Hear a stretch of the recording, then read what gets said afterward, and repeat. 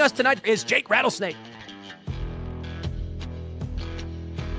I like to go by Lord Rattlesnake or Lord Jake, most base chat of all the lands. You don't have an argument. Present your paper or shut up. Everyone's view is definitely inherently biased. So this is when debate becomes very interesting. I can hear what you're saying, but then I can see that you're dressed as a cat. I'm a dog. You said you like to go play fetch. I'm wolf, yes. So how does that tie into your relationship? Like, what are you looking for if you're a dog? Yeah, I think that John Jr. will be president one day. If I was a gambling man, I'd put money on that. Founder of Rattlesnake TV, Jake.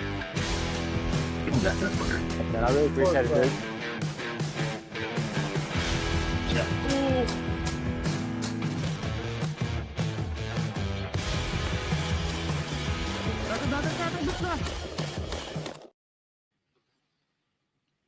DPH, great to have you back on the channel, man. How are you?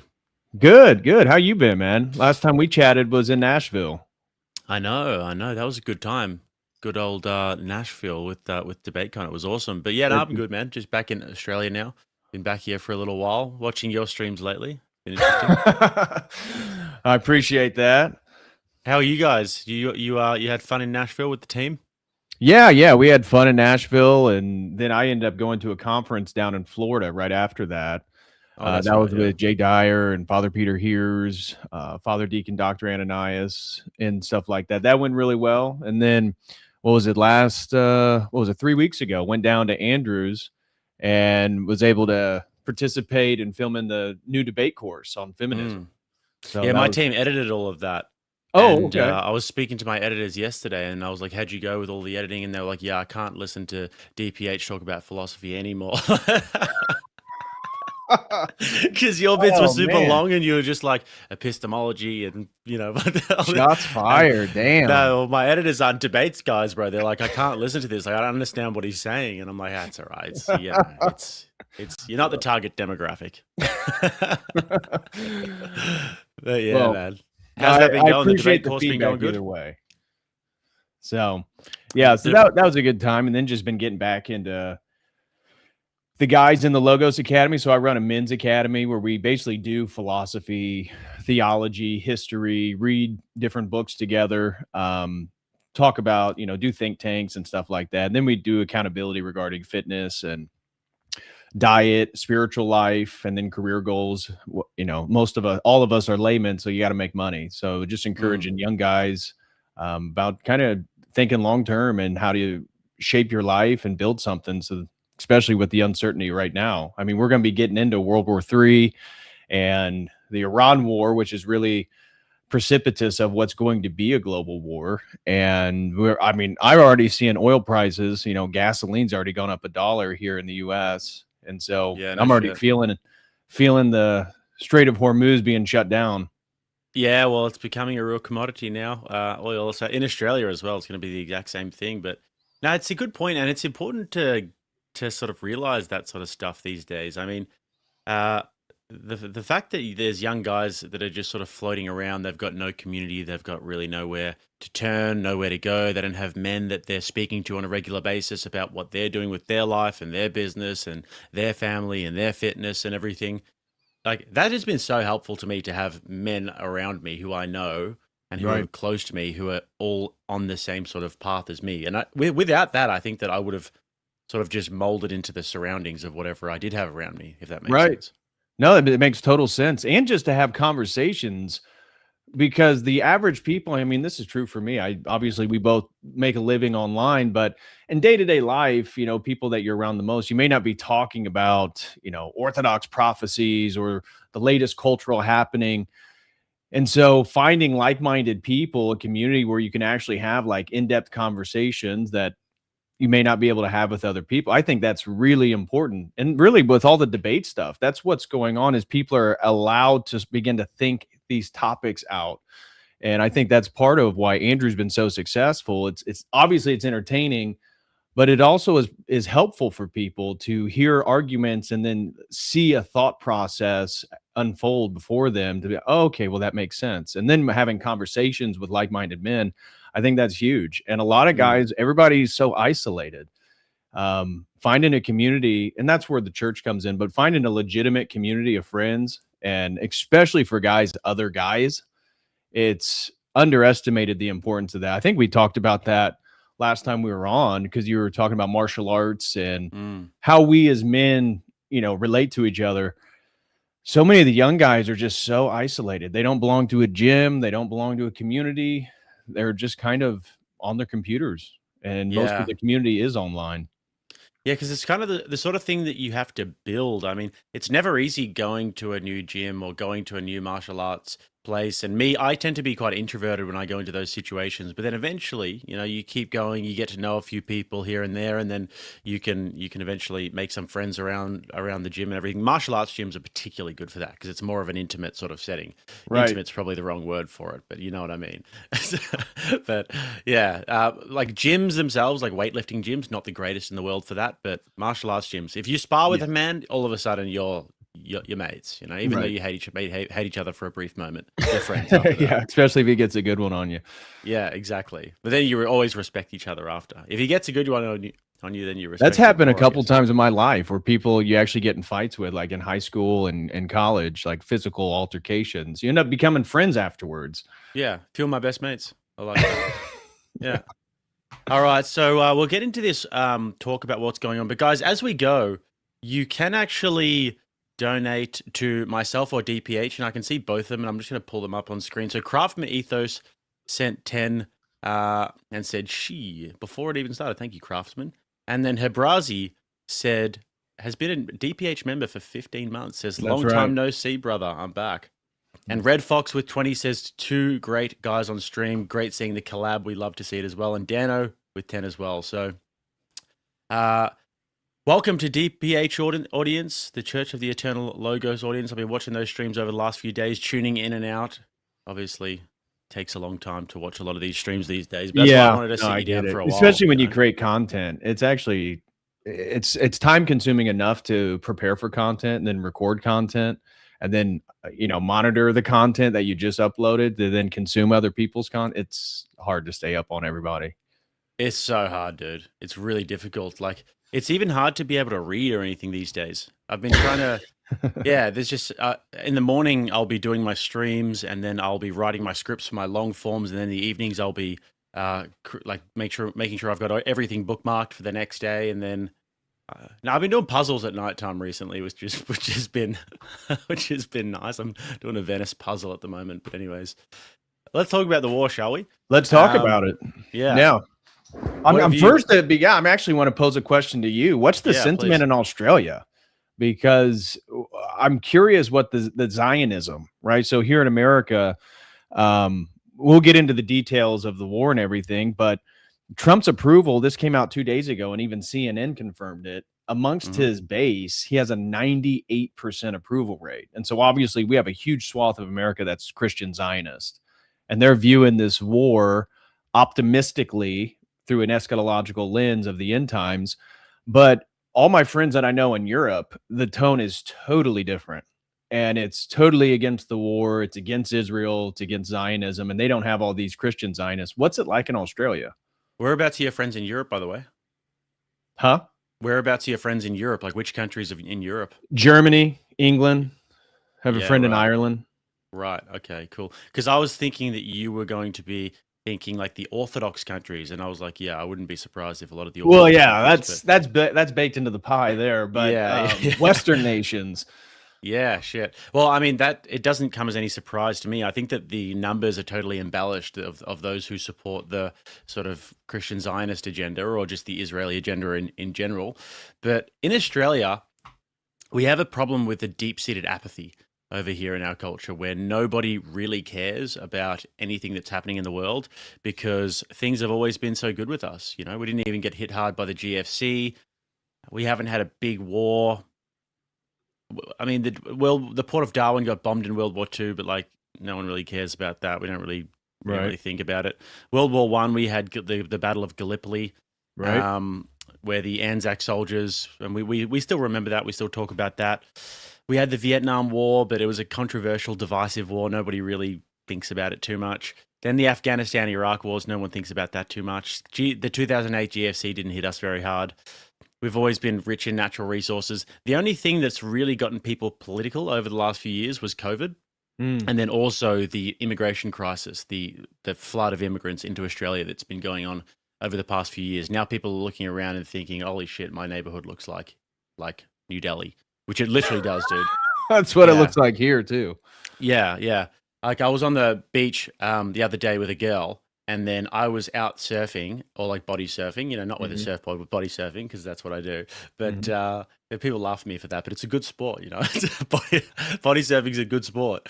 And then I look out and I see some fucking Indian dude in jeans and runners on the beach, like going and creeping on this chick. And I'm like, oh, I thought you were ready to say he was defecating.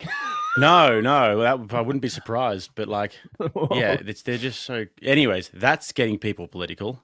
And yeah, so that's bad. But in terms of this one, we're going to need to see the oil prices go up before Australians really start to make noise. But the Australian conservative movement is kind of similar to the American and British conservative movement in the sense that it's super astroturfed by like these Israeli organizations who will come in and basically just take over. I got asked to speak at an event a few months ago to do and they were like, Tommy Robinson's going to be speaking via Zoom and stuff. And I was like, I like Tommy Robinson. I think he's got his purpose, you know, in terms of calling out the gangs and everything over there. But we all know that he's, you know, he's got certain allies. Yeah, he's got certain allies that you know I wouldn't have. But anyways, I think he's got a purpose in terms of calling out the gangs. So then I contacted one of my friends in Australia who's very savvy with politics, and I said, this organization's asked me to speak at this event. What do you think? And he said, yeah, no, I wouldn't do it. These guys are they're run by a group that was, I don't know exactly what the group was called, but I'm going to say it's something along the lines of Never Again Is Now or something like that. So they've come in and basically astroturfed the whole resistance movement in Australia. And it's like, it's super black pilling, but then you've got a lot of people in Australia who will do like the false binary thing, where they'll see we got a big Muslim problem in Australia, Israeli flag, drape myself in an Israeli flag, and they do that thing. So we're behind is what I mean to say. Yeah. Well, I know that you had that one the Jewish news correspondent was at Rebel News down in Australia. Avi Yemeni. Avi Yemeni, that's it. Yeah, Yep.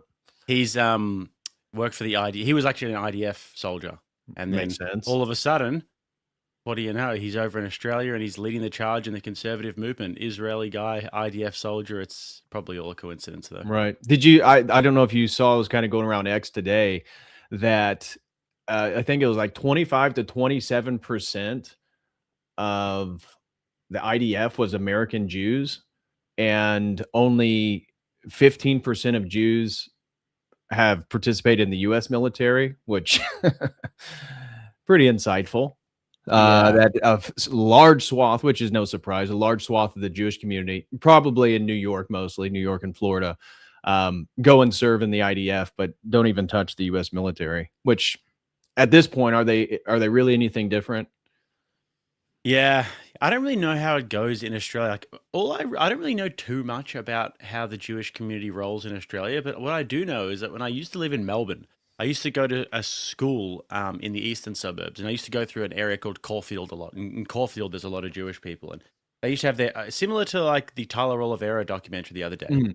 We used to just think that they were these sort of strange people who had their own ambulances and their own everything, and they their own little communities. They would never really leave the communities, and they were just this really insulated community. So that's all I ever really knew about them in Australia. But then when you start to look into the political workings in Australia and the different organizations that are funding the different right wing campaigns and everything, it starts to become abundantly clear that we have quite a similar problem on our hands. Yeah, it seems to be the case, generally speaking, with the entire West. And that's why I was curious about the Australian situation, because we're already seeing Western nations at least begin to defend Cyprus. So the UK and France have joined. Spain is preventing the U.S. from using the military bases in Spain to implement the war against Iran.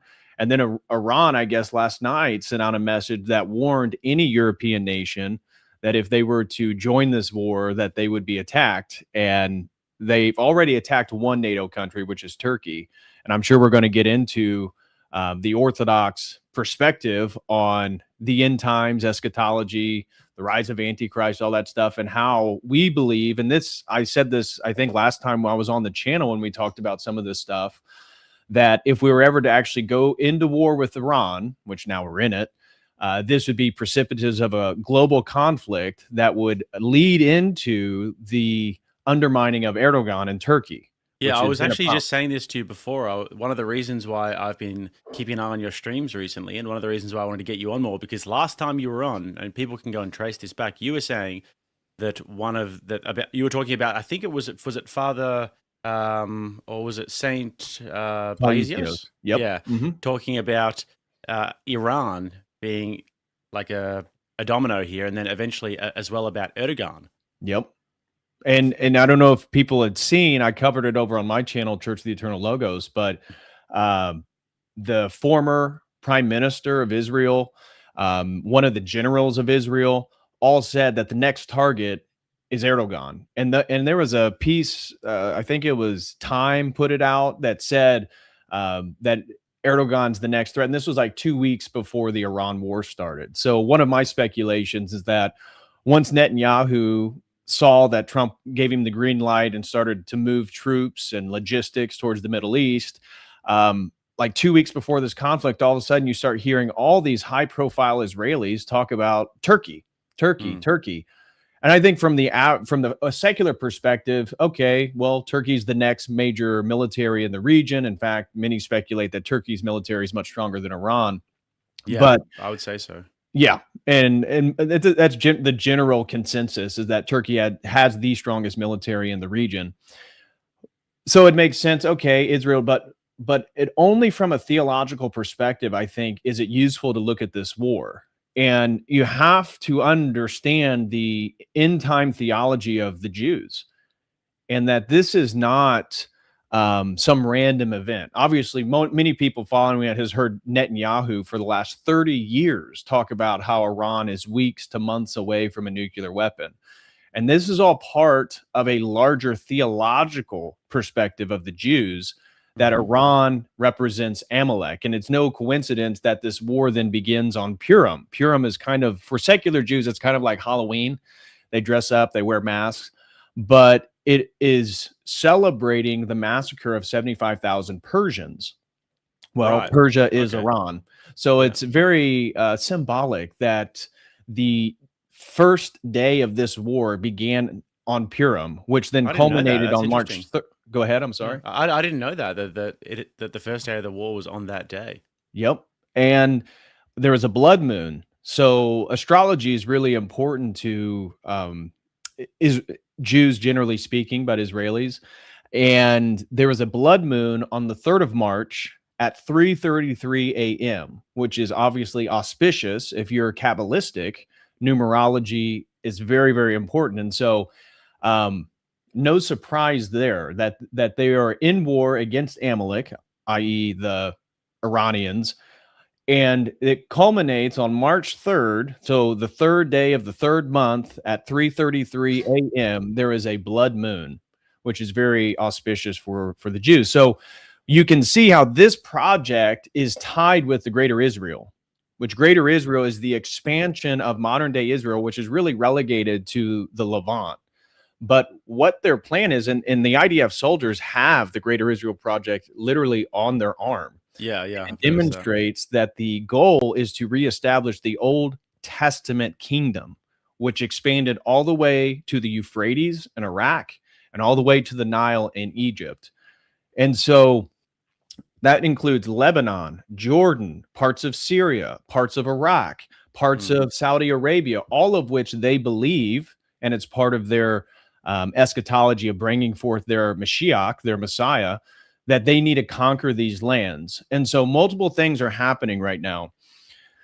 The expansion of Israel is going on. That's why half the bombings have been in Beirut. They say it's because of Hezbollah and all this different stuff, but they want to expand Israel north, which makes sense. But what I would recommend everyone do is just keep an eye out for the Al-Aqsa Mosque. This is the Dome of the Rock, the mosque in Jerusalem. It was just closed today. Now, if you saw that Tucker Carlson put out a very controversial video 2 days ago talking about one of the main thesis of that video is that Carlson is arguing that Jews, Israel, are going to use this to blow up the mosque. Now, why would the Jews want to blow up the Muslim mosque in Jerusalem? Because they have to build the third temple. You see, part of to understand the psychology of Israel, you have to understand that the religion of the Old Testament no longer exists. And that is a sacrificial temple religion. The temple is gone. It got destroyed in 70 AD by the Romans. The Jews went in diaspora, and the sacrifices no longer exist. This is what then was created in the absence of the temple, is what we would call rabbinic Judaism. And this is where then the Talmud, a rabbinic commentary on the Torah, becomes an essential text for Jews, and they then do their worship in synagogues. But the whole just quickly, go ahead. So I can understand this. So the temple Judaism of the Old Testament no longer exists because that specific temple doesn't exist, and then now they have synagogues which are meant to emulate the temple, but it's not the real temple? Correct. The real temple has to be in Jerusalem. Okay, so they're only allowed to necessarily worship there. That's what the texts say. Well, they can worship in their synagogues all around the world, but to reignite and reestablish the Old Testament religion, they must do the animal sacrifices again. Now, as a Christian, Christ is the last sacrifice. He was a self-sacrificial, so he put himself in that position to fulfill the tradition of sacrifice of the Old Testament. This is why for Christians, we believe the church, and I'm Orthodox, so the Orthodox church specifically is the continuation of Israel. There's two covenants in Scripture. The first one is Moses, Mount Sinai, the 10 Commandments, the Mosaic covenant. And that culminates in and then is fulfilled in Christ. And then there's a second covenant, the covenant of Christ. And that is where Christians, if you read the epistles of Paul, this is the whole understanding of Israel, is that Christianity is truly the continuation. And you can make the argument that Christianity is actually older than rabbinic Judaism because it gets developed 100 to 200 years later during the diaspora. And you start to get, the Babylonian Talmud, the Jerusalem Talmud, these different Talmudic texts. And so for Jews to bring their Messiah, which is essential for them, right? Within their worldview, they are the chosen people, and they believe that they will rule a global kingdom from Jerusalem. Now, from an Orthodox perspective, that's exactly what we believe about the Antichrist. And so the historical animosity between Christians, be it Catholics or Orthodox, with the Jewish community is that it's eschatologically regarding how we view the end times and the trajectory of history. They're actually diametrically opposed to each other. So you hear this Judeo-Christianity. Yeah. Okay, yeah, there's a shared Old Testament faith between the two traditions, but the way that they view the end of history, their Mashiach is our Antichrist. We believe the Messiah has already come.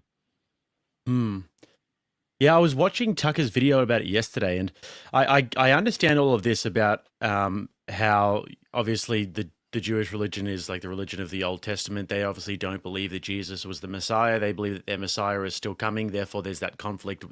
When we believe that will be a false Messiah or an Antichrist, they believe that will be their Messiah. But what do they think? They think that will bring about the end of history, and they think that's a good thing. They don't that their Messiah comes, or do they not? Do they think it won't be the end of history, or? Well, they believe that they're going to essentially rule a spiritual kingdom. In a sense, it's not eternal. It's not like the way that Christians would understand the New Jerusalem, where Christ comes and history is ended. It's more along the lines that history culminates in the veneration of the Jewish community and the recognition of them as the chosen people of God. And that's where you can find these videos on X of these rabbis talking about the Noahide laws.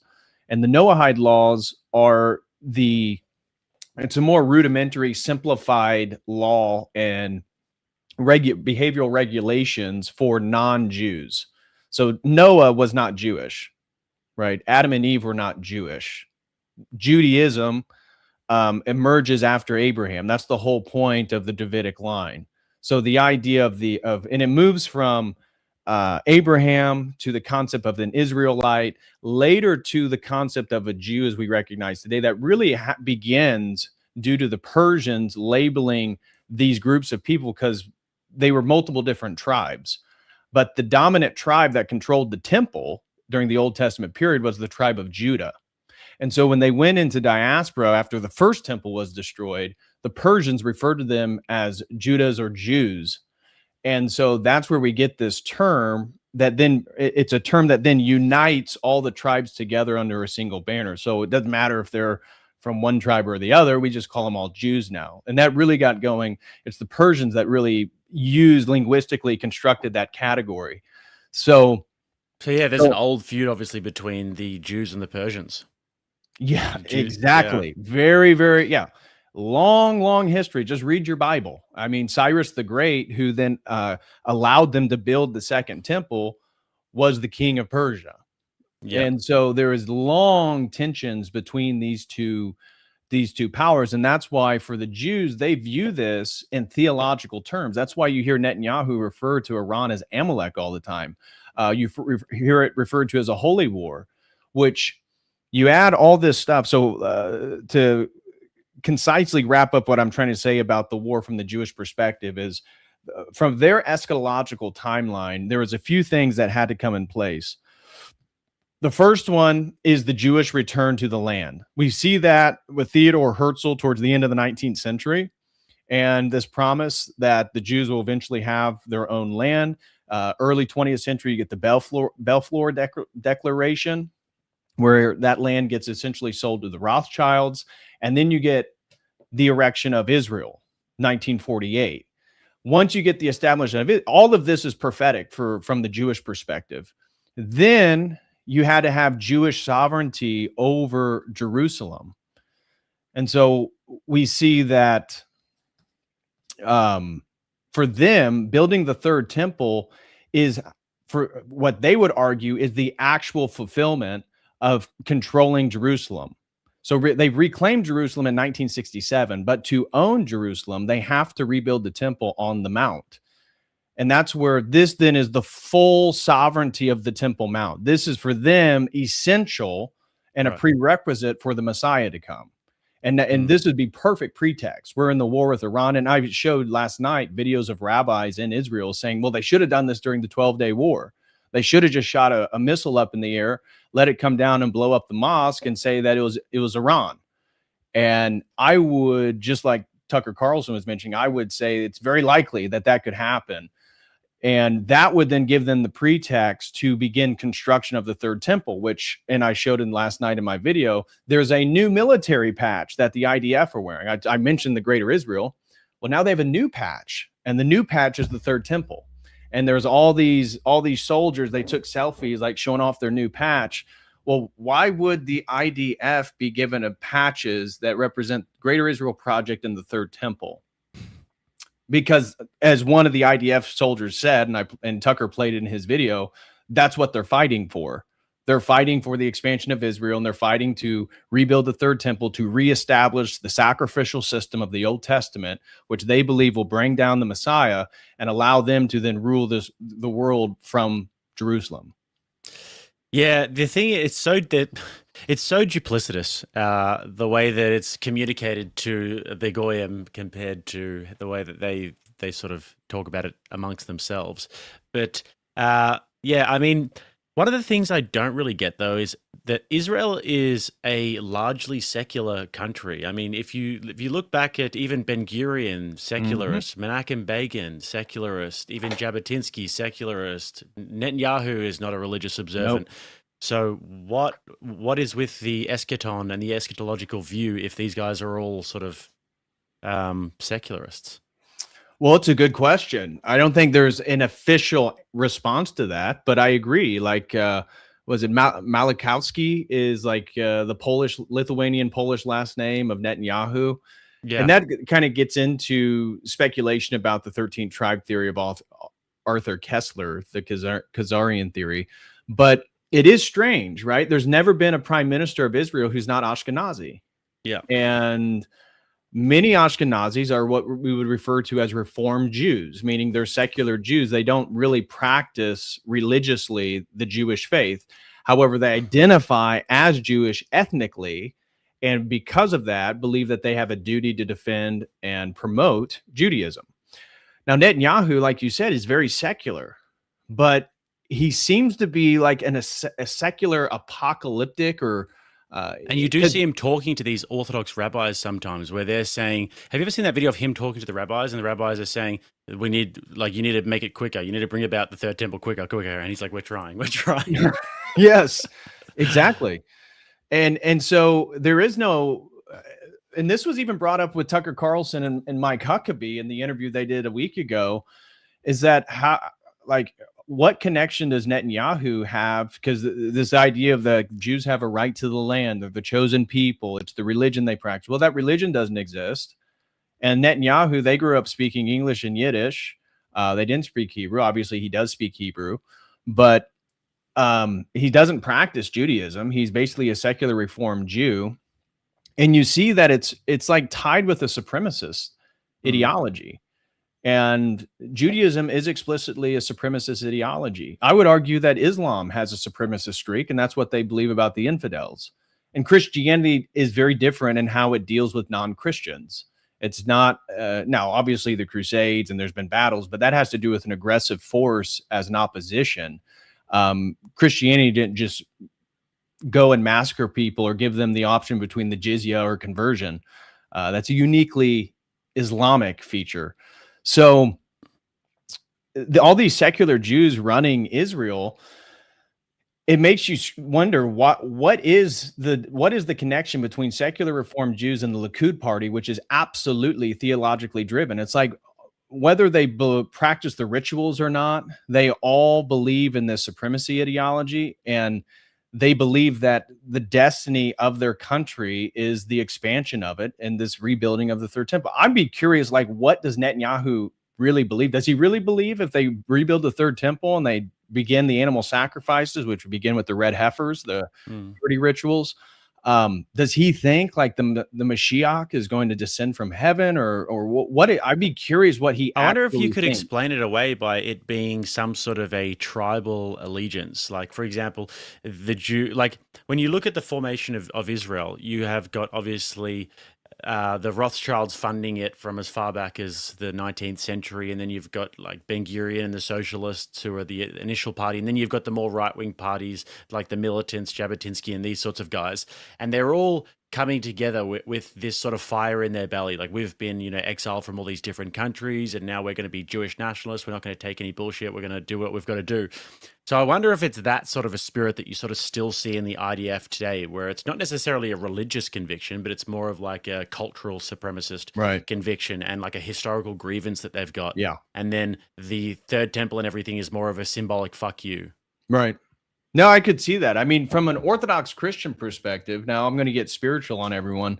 I mean, I view it as the spirit of Antichrist, which is a spirit that transcends history. That's why we as Orthodox Christians believe in Antichrist typologies. Nero, Diocletian, Napoleon. These types of figures represent and are indicative of the aims of Antichrist. The unique feature is that we now live in a globalized world. No typology that existed previously lived in a technocratic, globalized world. Well, we live in that now, which makes the possibility of Antichrist more realizable, more probable. So from our perspective, it doesn't really matter if it's the Freemasons who believe in the Grand Architect and have incorporated the rituals of Western esotericism into their Freemasonic lodges.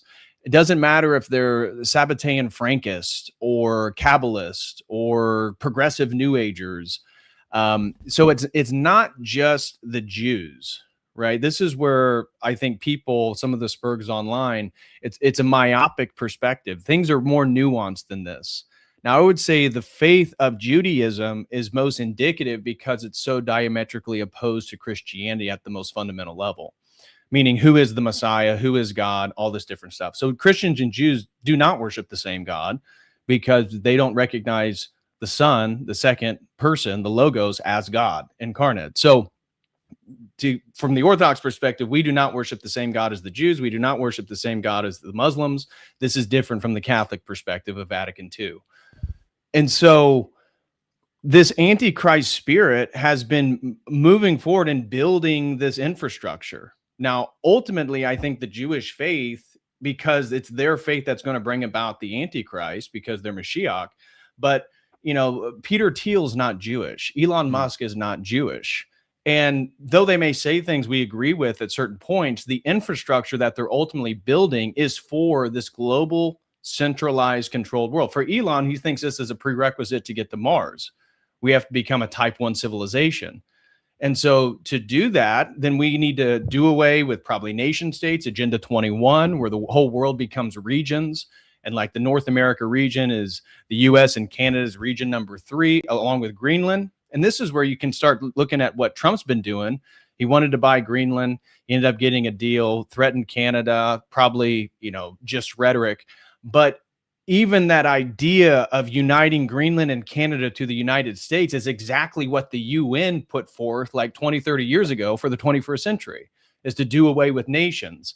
And so why is it that the UN says something, but then, you know, BLM progressive protesters says no border, no wall, no USA at all? Well, it's the same thing. It's the same spirit. And so I think the self-destruction of the United States, to get more specific to the Iran war, this is going to be absolutely detrimental to the United States. I would argue that this is going to lead to the undermining of them as the global hegemon. It's going to ultimately lead to the collapse of the dollar. And it's going to weaken us militarily, because people are going to see, as we're already seeing right now, that Iran can use $20,000 to $50,000 Shahed drones and cost the United States $4 million for every $1 million interceptor that we send out. And we shoot about 3 to 4 every time that there's a threat to make sure we get it. Well, we're spending so much more money than they are, and we're investing so much more than they are. And that's the whole thing about 21st century warfare. This has all been seen between Ukraine and Russia, but it's weird. It's like Hegseth and the United States still think that they're in the Cold War. I mean, the entire strategy seems to be 1980s, 1990s.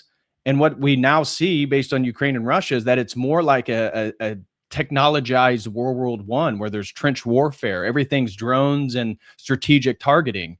It's very different. You're not rolling up with tanks like, you know, you used to maybe in the 90s, because they'll just get targeted by drones.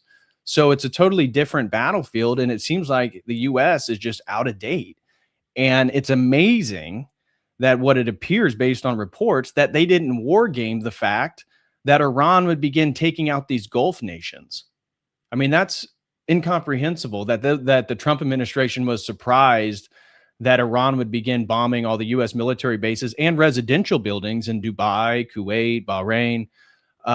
And the whole point is that they are, all those Gulf nations exist because of the Sykes-Picot Agreement after World War I. That's where the Arabian Peninsula basically gets divided up.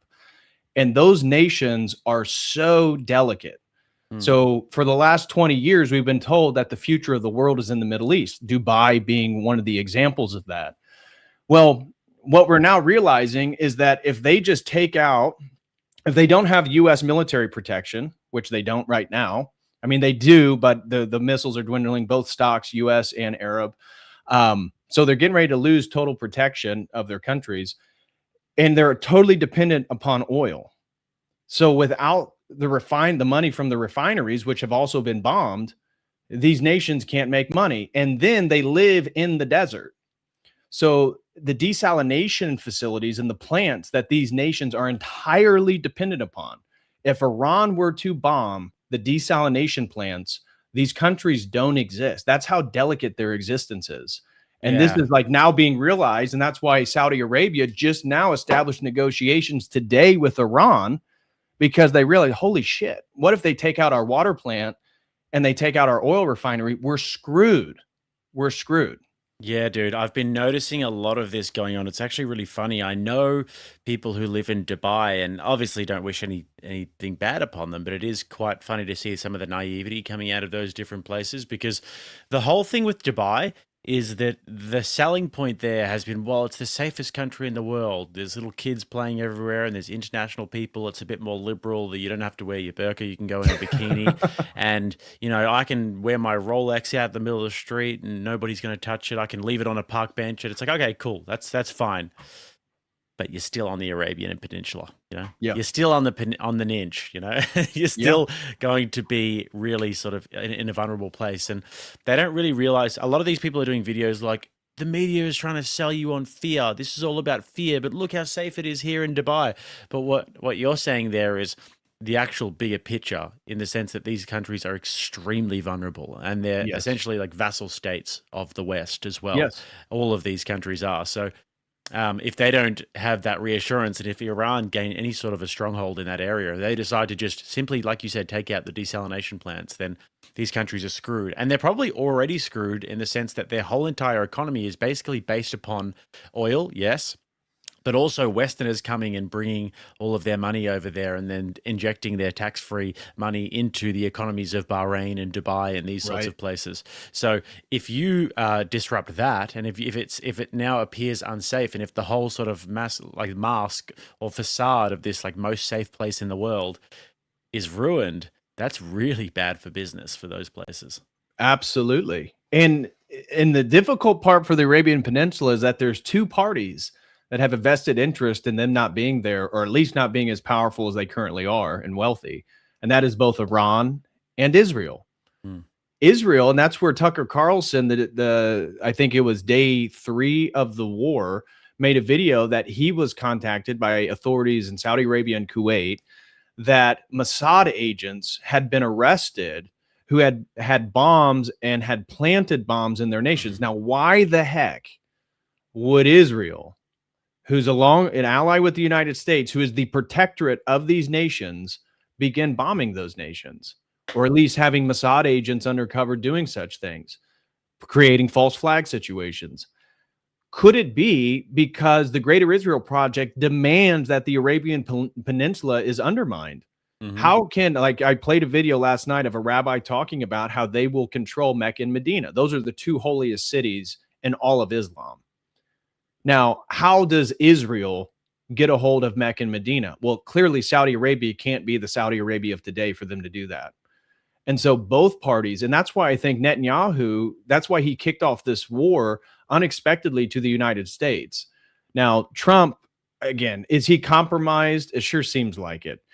The whole Epstein files and everything going on, it does seem like Netanyahu and Israel has something on Trump. But what we know that Marco Rubio made apparent is that they thought Marco Rubio had a planned visit to Tehran Monday, this past Monday, which the war had already started by then. But so to the United States, they did not expect the war to start. They were getting ready to send another negotiation. And the rumor is from third parties, European parties that were at these negotiations, is that they were getting ready to make a deal.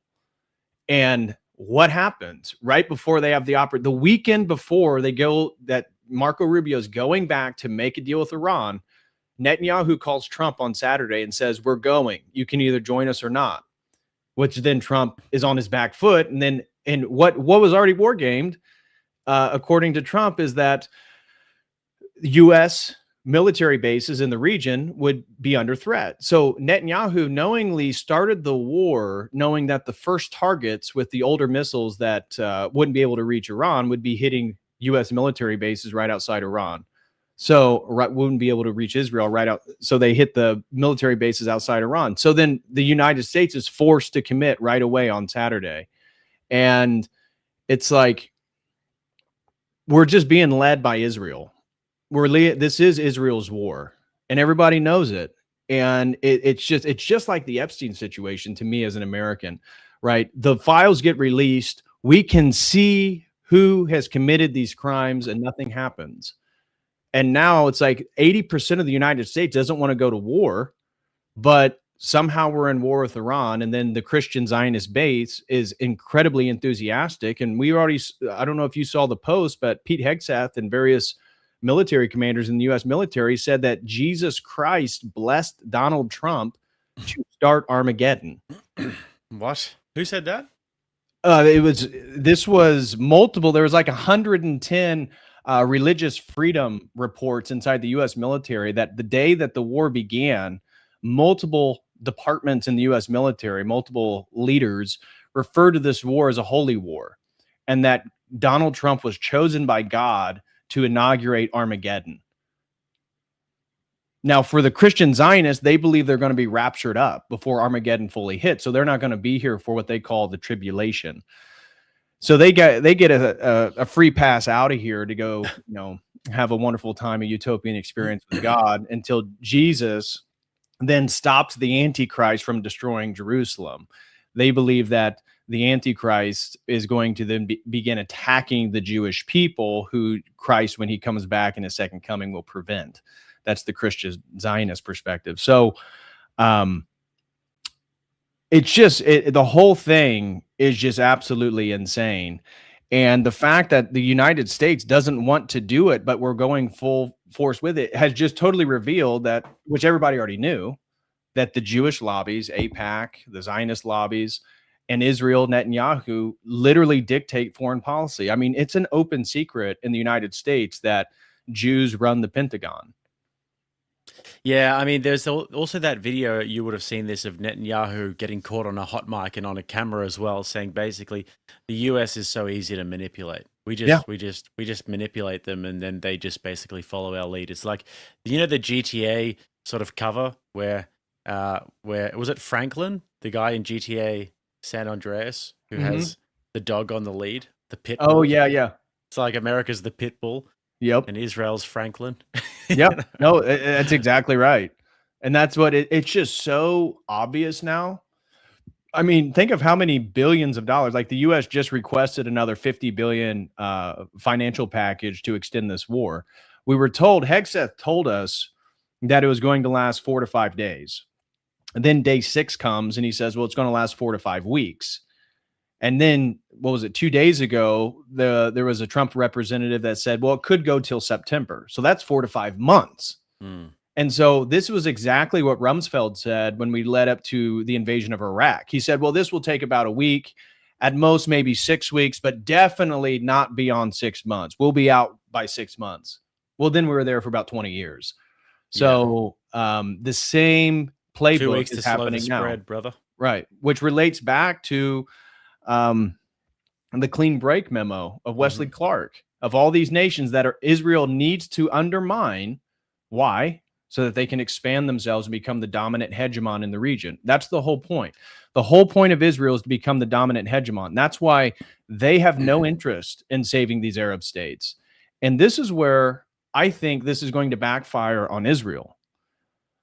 What I believe is going to happen, just like we saw today, that the Prince of Saudi Arabia had reached out to Iran to establish negotiations, bypassing both Israel and the United States, is that this is going to lead, I believe, eventually to a unification of Shia and Sunni against the United States and Israel. So right now, what the goal of Israel was to play the Sunnis and the Shias off against each other. Yep. So the Shia, the Islamic regime of Iran, is about 20 to 25% of global Islam. So about 80% of Islam are Sunnis. That's the majority faith. And it all has to do with who's the successor after Muhammad. This is really what created. And you have to remember that the Persians are not Arabs. The Persians, the Iranians, are Indo-Europeans. Like, the average European has more genetic similarity to a Persian than they would to an Arab. And so Persia was dominated by the Arabs. They were forcibly converted. They were forced to take the faith of the Arabs. And that's why then they have their own flavor. Shia Islam is very much a Persian flavor of Islam. So what Israel wanted to do is play these two parties against each other, causing more and more chaos in the Middle East, and have them attack each other and destabilize both nations. Again, who does that benefit? Israel. But what I think is beginning to happen around every time there's basically a country that is destabilized, you see that then there's a power vacuum that opens up and it starts the infighting. Exactly. Yeah. And so I think what we're going to see is an alliance between Sunni and Shia Islam.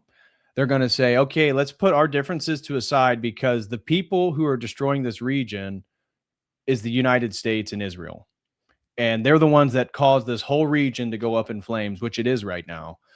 And that was even mentioned by, I think, a foreign minister of Saudi Arabia today, that they blamed this conflict on the United States and Israel, that they just basically got the whole region engulfed in war after they made promises that XYZ was going to happen. Of course, it didn't fall through because we're in total war. From the Islamic perspective, from the Iranian perspective, it's also eschatological. They believe that they're fighting the great Satan of history. And so Shia Islam believes in the 12 imams, and that there's the last imam is what they refer to as the Mahdi. And he's going to be like essentially a world savior.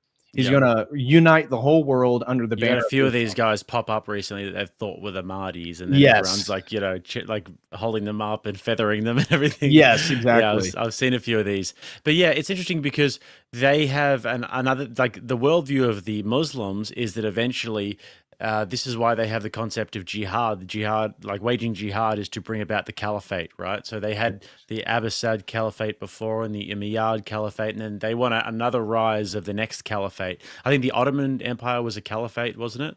Or was meant to be a caliphate or something along those lines, but they want a rise of another caliphate. And whilst there's all of this infighting, they can't have a unified Islamic caliphate, which is what they essentially want at the end of the day. So yeah, when you say that, that's what comes to mind for me. I'm thinking, I hope that these guys don't unite and try and start a freaking global caliphate.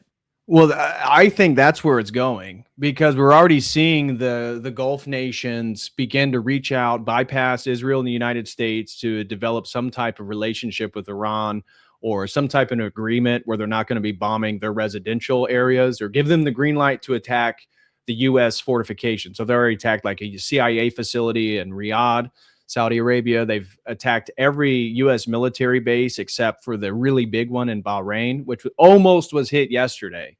There was 2 MiG fighters on their way from Iran to drop serious payload on that base. It has 10,000 American soldiers there. Wow. And what we're told is that the Arabs, using F-15s, American F-15s, were able to shoot them down 2 minutes before they reached the base.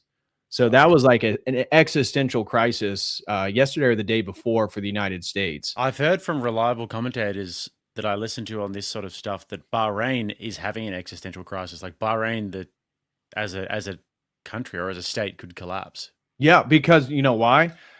Almost, I think last I saw was like 30, maybe 35% of their country is Shia Islam. Right. So they themselves, Bahrain, existed in this, again, because of the oil, because of the money and the opulence, were able to provide a standard of living for people where they didn't have Shia-Sunni conflict. But what did we see? As soon as the Ayatollah was killed, you have Shia Muslims in Bahrain attacking the Sunni police in Bahrain. And that's where, from the Israeli perspective, they're like, yes, this is exactly what we want. But now, if these Gulf nations begin to have some type of an agreement with Iran and become neutral states, which is what their goal is, to basically be a Switzerland in this conflict, they may be able to escape disaster in regards to the existence of their nations into the future. But they could also develop an alliance that'd be incredibly detrimental to Israel. And the one country that nobody's talking about is Egypt. What's Egypt going to do with all this? Egypt's right next to Israel, and part of the Sinai has to do with the Greater Israel Project. So Israel is outspoken that at some point they're going to be taking part of Egypt. And right now there's been, through U.S. money, Egypt is like the second highest receiver of U.S. funds. The first being Israel, of course. Second being Egypt. Now, why would second be Egypt? Well, because we're paying them off to have a relationship with Israel. This is all a part of the post-1970s, what was it called? The 7-Day War back in the 1970s there? Was that the 7-Day War? Yep. And then, so then the United States had to drop a big air shipment of weapons and of materials and supplies to the Israelis to basically allow them to survive, because they were going to lose that war. And then they bribed the Egyptians and they said, well, you'll become the second biggest recipient of US aid after Which Israel. has been the case ever since. Yeah, and if you take this deal and if you do a peace agreement with Israel, or if you, I don't know what the term for it is exactly, but they agree to not kill each other for a little while, then you'll get all this aid from the United States. Right. And so that's the whole thing that's going to crumble. I mean, the United States doesn't have money to maintain this empire that they've created, to basically pay off all these powers, allow them to do what they want. And this war is going to expose the United States as unprepared. I mean, to many military analysts that I've been listening to from different parts of the world, the fact that they didn't recognize that they would be depleting their own missile system through the Shahid drones and didn't develop like its own U.S. drone technology to deal with these things at a cheap, effective way, shows that whatever they were planning was totally misguided. And it seems like they thought that these protests that Mossad and the CIA stirred up a month ago were legitimate, and that somehow the regime was getting ready to collapse, even though many people inside Iran saying that's not the case. There's a lot of support. Majority of people still support the regime. And so it appears they thought if they killed essentially the highest religious figure in Shia Islam, the Ayatollah, which not all Shias are in Iran, there's many in Iraq and various parts of the Middle East. That is, in a way, this is kind of facetious, but in a way, it's their pope. He's the head of their religious identity. So the U.S. and Israel kill him, and then they take out the head of the general, the lead of the command, the top brass of Iran, thinking that, oh, then they'll just collapse. But they haven't. And they thought, well, if we take out their central command, then they'll collapse because they won't be able to coordinate their attacks. Well, Iran already planned for that. They decentralized their central command. So Tehran and Isfahan, they are coordinating, but if Tehran gets totally taken out, the war continues for Iran. All of Iran is divided into regions and have their own sort of central commands. That way, in case any one region gets annihilated, they can still defend themselves in this war. So the U.S. is already moving interceptor missiles, THAAD and Patriot system missiles from the Pacific theater in South Korea to the Middle East. Yeah, I've heard which about makes that. no Now sense. Well, I mean, because the Gulf states aren't as sort of reliable anymore, so they're now having to turn to South Korea. And then also you'd have to think about, well, what will the North Koreans think about that if the missile defense systems are being evacuated from South Korea? Maybe little Rocket Man will be rubbing his grubby little hands together. Absolutely. If you're North Korea and China, and you're seeing that the U.S. didn't expect that they're going to be using so many missiles that they're depleting their own stockpile in the Pacific, which is there specifically to protect South Korea and Japan. That's the whole point of it. And Taiwan. Well, if you're China, you're kind of licking your lips regarding Taiwan. Oh, yeah. And if you're North Korea, I mean, you're licking your lips as well. I mean, because it just shows the unpreparedness of the United States, the facetiousness, the hubris. It's just ridiculous that they thought just bombing Iran when again, this regime's been there for decades. I mean, it's 40, obvious. 50, 60 years. But if you look at the history of it as well, I mean, obviously the CIA involvement in installing the Shah, and then that gets overthrown by the Ayatollah, more of a fundamentalist religious movement, because they don't like that sort of Western involvement that's going on. And then when the Ayatollah comes to power, that then kicks off the Iraq-Iran war, because Saddam and the Iraqis thought that the Iranians were vulnerable, and they thought, okay, we can take over Iran now. Didn't pan out for them because they had more resolve than they thought. They held on to power. And then it goes on. And they haven't really necessarily been involved in wars as much since then, but they've been building their proxy networks, and their proxy networks have been involved in these sorts of conflicts around the Middle East. You've got Hezbollah, you've got the Houthis, you've got Hamas, and you've got what's the PLC? What's it called? The one in Syria? I can't remember what the one in Syria was called. The PLC or something like that. Yeah. And so they've been building up their proxy networks, and then you'd imagine that they would have been fortifying themselves, because if you are aware of the clean break memo, for example, and if you've seen Iraq get taken out, you've seen Syria get taken. The Syrians are now the Assad regime. Bashar al-Assad had to flee Syria, but obviously there was a civil war there for decades, so that was long gone. And then and mostly instigated by Israel, by the way. Yeah. Right. Yeah, so remember the whole chemical gas attacks they claimed that Assad did to his own people, and turned out it was the other side that was doing it to them. Yep. Exactly. And then you've got it's all based on false intelligence and basically propaganda. Same with weapons of mass destruction as well. And then Libya too. Yep. Libya was the highest quality of life living in Africa. It was the gold standard in Africa. You had even all the refugees surrounded by his concubines. He famously only allowed women to be like his bodyguards.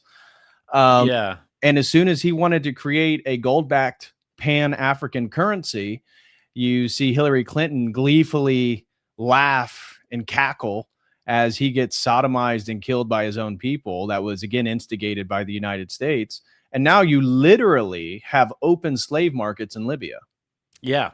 And it used to be the freaking port into Europe as well. Something that a lot of people don't realize when they're looking around Naples and when they're looking at Paris and they're seeing all of these Africans everywhere. Well, one of the reasons why this has happened over the past 15 years or so is because of the fall of Gaddafi in Libya. Right. And then that port into Europe.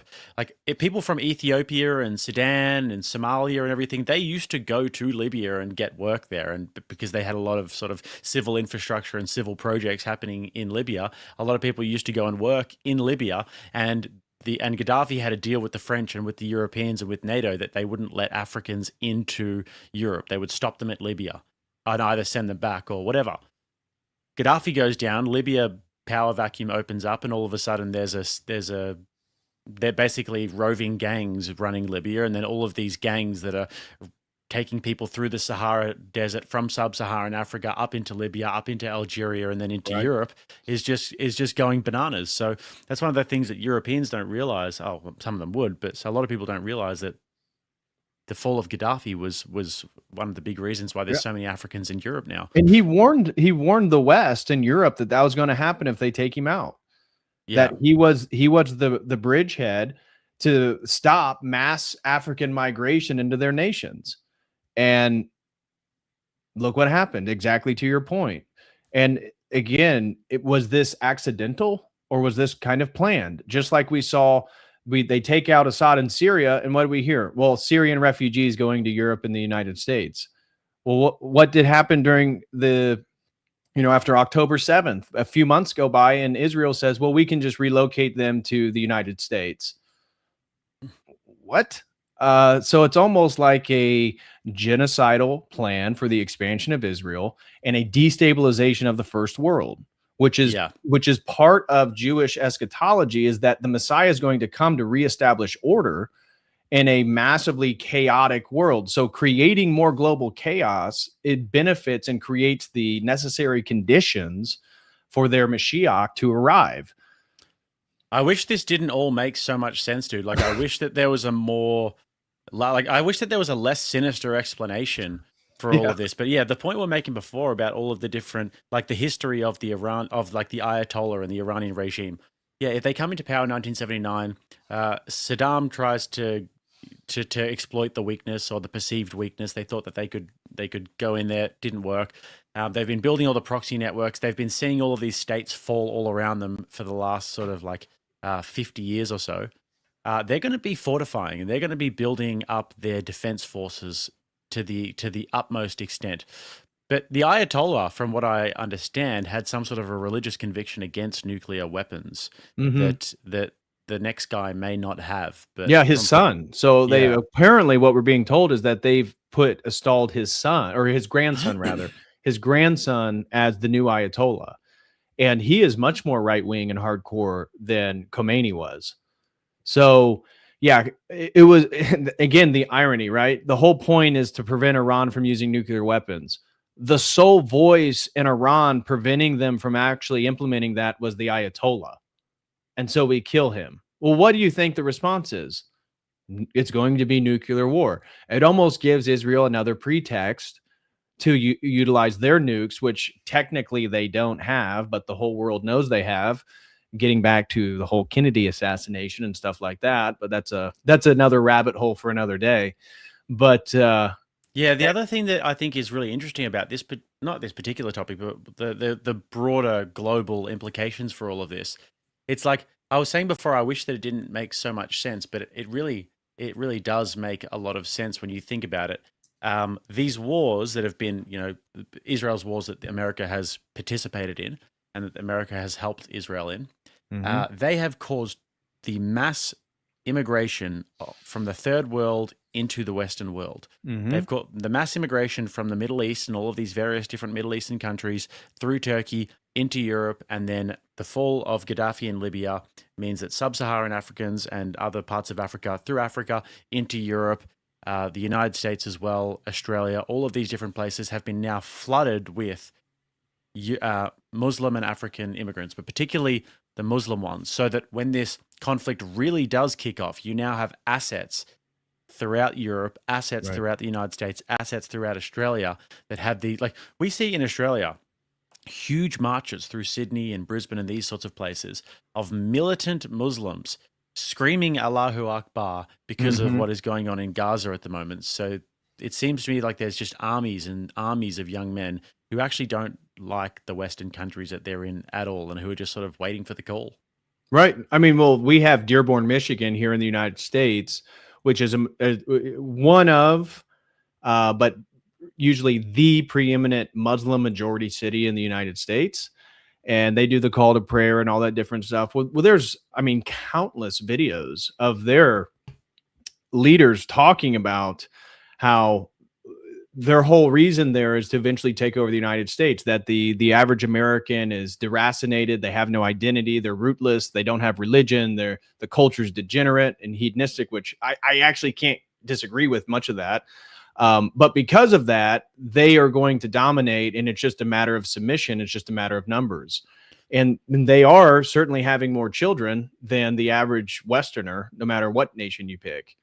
So from their ideology, theologically, Islam and globalism coincide. If you want to put Muslims in different parts of the world, if you're trying to destabilize, because their ideology is that they have to conquer the world. That's what brings, ironically, Jesus back for the Muslims, because Jesus is the judger of Muslim eschatology. And so he'll eventually come back and condemn all the Christians for not being Muslims. But their ideology is that they have to spread to non-Muslim nations and convert those nations. That's part of the ethos of Islam. So if you want to destabilize Europe, if you want to destabilize the West, it would make sense to destabilize these nations and then flood these third worlders or whoever it may be into these first world nations and allow them to be in enclaves where they don't have to assimilate. If it was a slower point of migration, no matter where they're from, eventually people could assimilate, but that's not what's happening. This isn't just a few thousand people here or there. We're talking about millions and millions of people. And the only country to really stand up in regards to the Islam question is Japan. I don't know if you saw their new prime minister. They banned mosques. They banned halal food. You can't even get Muslim halal food in Japan because they don't want Muslims there. And one of the representatives just made a statement. He said, look at Europe. We don't want to be Europe. We don't want Muslims here. Like, you'd never hear that rhetoric and the implementation of those policies in any Western nation. It's almost like we're controlled by people that are allowing the slow collapse of all these nations. Yeah, man, it is pretty based when you look at Japan over there. I mean, it makes total sense, though. But they're basically saying, look, the birth rates are low. We get it. The birth rates are really low. We're going to try and do what we can. But if not, we're going out like Thelma and Louise, just off the cliff, no Muslims, and just, Good for them, though. Yeah, we're going out in a blaze of glory. We're not going to be replacing our labor force with the third world populations. But DPH, just before we carry on, I'm going to just quickly read out a bunch of the super chats that have come in. Ahead. So over on DPH side, we've got a few memberships coming in from Seraphim Goose, new member, and Gorilla Biscuits donated one to each channel. Thank you, sir. John over on DPH says, DPH, have you done a video on Gog and Magog? I have not. I should do that in the future. And David James gifted another Logos membership. Josiah says, can't listen to the whole stream, but so glad we have this for when I can. Keep up the good work. Thank you, brother. Witzius donated 10 Rattlesnake TV memberships. Thank you, sir. And Austin over on DPH side says, Cotel taxes. Send them in, you cheap pricks. A few more over on your side. Chris Scott sends 5, and then Hatter Hanzo says the Iraq-Iran war is worth looking into, perhaps a stream topic. Good look at the Arabian Persian divide and geopolitical manipulation by USA and Israel. Great point. Yeah, I've heard that a lot of what happened in Iraq was basically Saddam being spoken to in both ears. One side saying, you go for it, do your thing, go into the Gulf states, into Kuwait, go into Iran. And then in the other side, they're basically planning how to take him out at the same time. Right, and that's where the whole weapons of mass destruction. I mean, my God, we funded the Iraqis against the Iranians. We knew what he had. Yeah, and that's where Netanyahu, weapons of mass destruction. I mean, it's so ridiculous now looking back, because now we know that the U.S. knew the whole time they didn't have those. It was just another fake propagandist pretext for war that we were told was going to last weeks, that lasted, multiple decades. Yeah, and it gets into the whole thing about why would anybody trust the West? Why would anybody trust the Israelis or the United States when they're going into negotiations with them? There is no basis to trust them about absolutely anything. So if you're going to come in and say, look, we want you guys to denuclearize, we want you guys to stop enriching uranium, and then we're going to basically put in all these safeguards for you, you'd basically just think that, well, the likelihood is that they're just going to turn around and completely, go back on their word. So why would they do that? Why Exactly. would they listen to you? And look what happened with Iran. Both times they negotiated led to the U.S. attacking them unexpectedly. And then look at Russia and Ukraine. Trump promised that he was going to end that conflict within a single day. Well, they met in Alaska. Apparently there was an agreement reached between the United States and Russia. And then when Trump was to bring this to the EU, the European leaders then wanted more concessions on the Russian agreement that they just made with the U.S. And then when Trump calls Putin back and says, well, here's the agreement, they get pissed because no, that's not what we shook on in Alaska. We shook on this. And it was actually a very generous offer by Russia. They were going to give away 2 territories that they currently occupy with the declaration of the West that they would own the Donbass region. And of course, that led to nothing. And what happens? Well, then Putin gets targeted at Novgorod at his personal residence. And it was 116 Ukrainian drones were sent. About 90 of them were shot down by the Russians. A handful were able to make it to his residential house there, where they took out a large portion of the house. Well, what came out after that is that the CIA and MI6 were the ones that were doing the targeting. So if you're Russia, if you're Putin, you go to Alaska, you come up with an agreement, then Trump changes the agreement upon talking to the Europeans, and then weeks later, there's a drone attack on your personal residence, and you find out that the CIA and MI6 were the ones behind the whole operation. I mean, you can't trust America, know, and I am a proud American. I'm just not proud of what we have now. And why would you trust the United States? And why would you trust Trump? You cannot trust the Trump administration at this point. So it just puts the whole American empire in a very precarious situation. And all the enemies of the American military industrial complex are seeing that it's a lot weaker than it portrayed itself. Yeah. Amelia sent 28 and said, love to see this collab. DPH return to Babylon is fantastic. I still need to go and get one of them, man. Thank you very much, Amelia. And John says for 10, why isn't everyone concerned with Burkina Faso, Sao Tome and Principe, Nauru or Comoros? I'm assuming that these are all conflicts going on in Africa. In Africa. I mean, they wouldn't have the same sort of geopolitical or those are more regional things. That does not have the geopolitical effect that the war of Iran has. Yeah, not even close. And also, just in terms of, you were talking before about the US dollar, for example, and about the sort of de-dollarization. This is another one that people who are sort of almost like United States chauvinists in a sense, they believe that America is and always will be the global superpower. And at the moment, it is the most powerful in the world, you could say. But China is becoming a peer. China is becoming a real, And people have their different views on China. Some people view China as basically a bubble at the moment, and with their birth rate collapse and with their population and demographic collapse and with like the sort of fake economy that is being propped up, that perhaps they're not as powerful as they think. Other people view China as a real contender to the United States, massive military. They're not just the place that you go for cheap stuff anymore, because now they're outsourcing. China used to be, during like the start of the neoliberal era, used to be the place where you'd go and get lots of cheap goods made. But now that's not so much the case anymore. The living standards and the wage standards have gone up in China, and now they're outsourcing that to Laos and to Vietnam and to Africa, and their Belt and Road Initiative is really strong. So I see the arguments from both sides here, but China are at least a peer, and they're at least not going to be beaten up. It's like the little brother sort of growing up a little bit and being able to throw a nice left hook. You can't just push them around like you used to.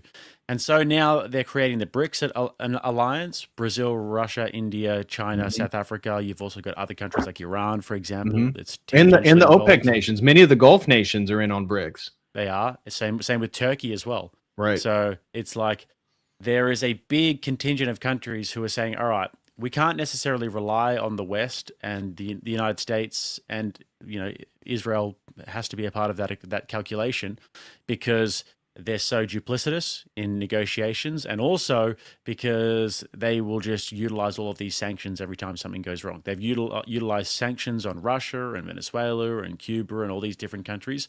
So then the nations in BRICS are saying, well, we need to de-dollarize. We need to make sure that the US dollar isn't the global reserve currency, or at least it's weakened so that they don't have as much sanctioning power. At least, well, that's like the sort of cursory understanding of it. Right. And that it's that soft power, how the US has ruled the world post World War II. Yeah, exactly.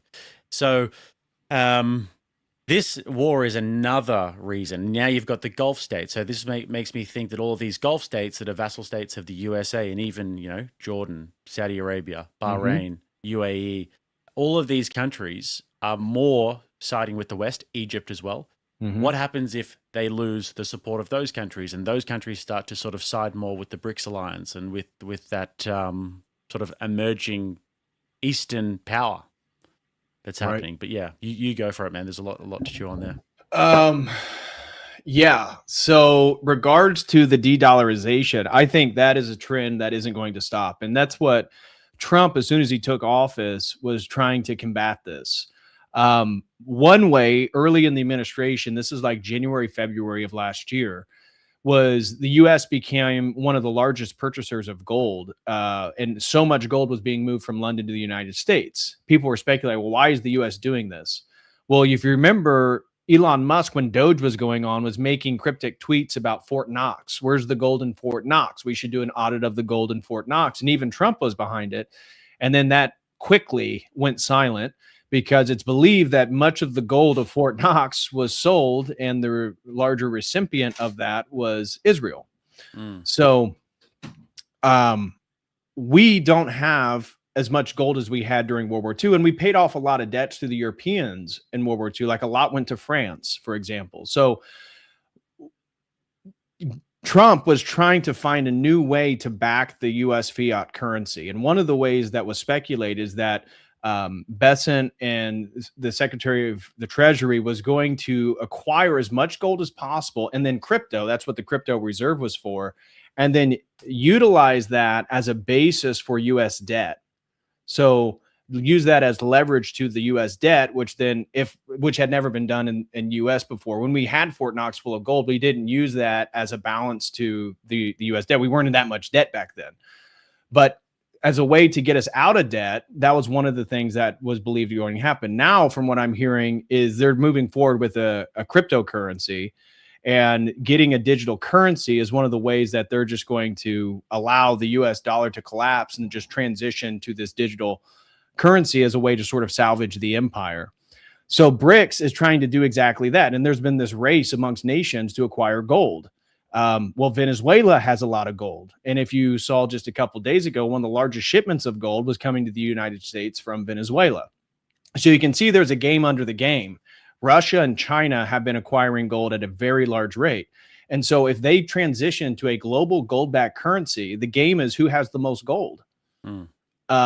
And so that's where the US, I believe, was trying to offset what's getting ready to happen, because already the OPEC nations were beginning to trade oil in the yuan, which is the Chinese currency.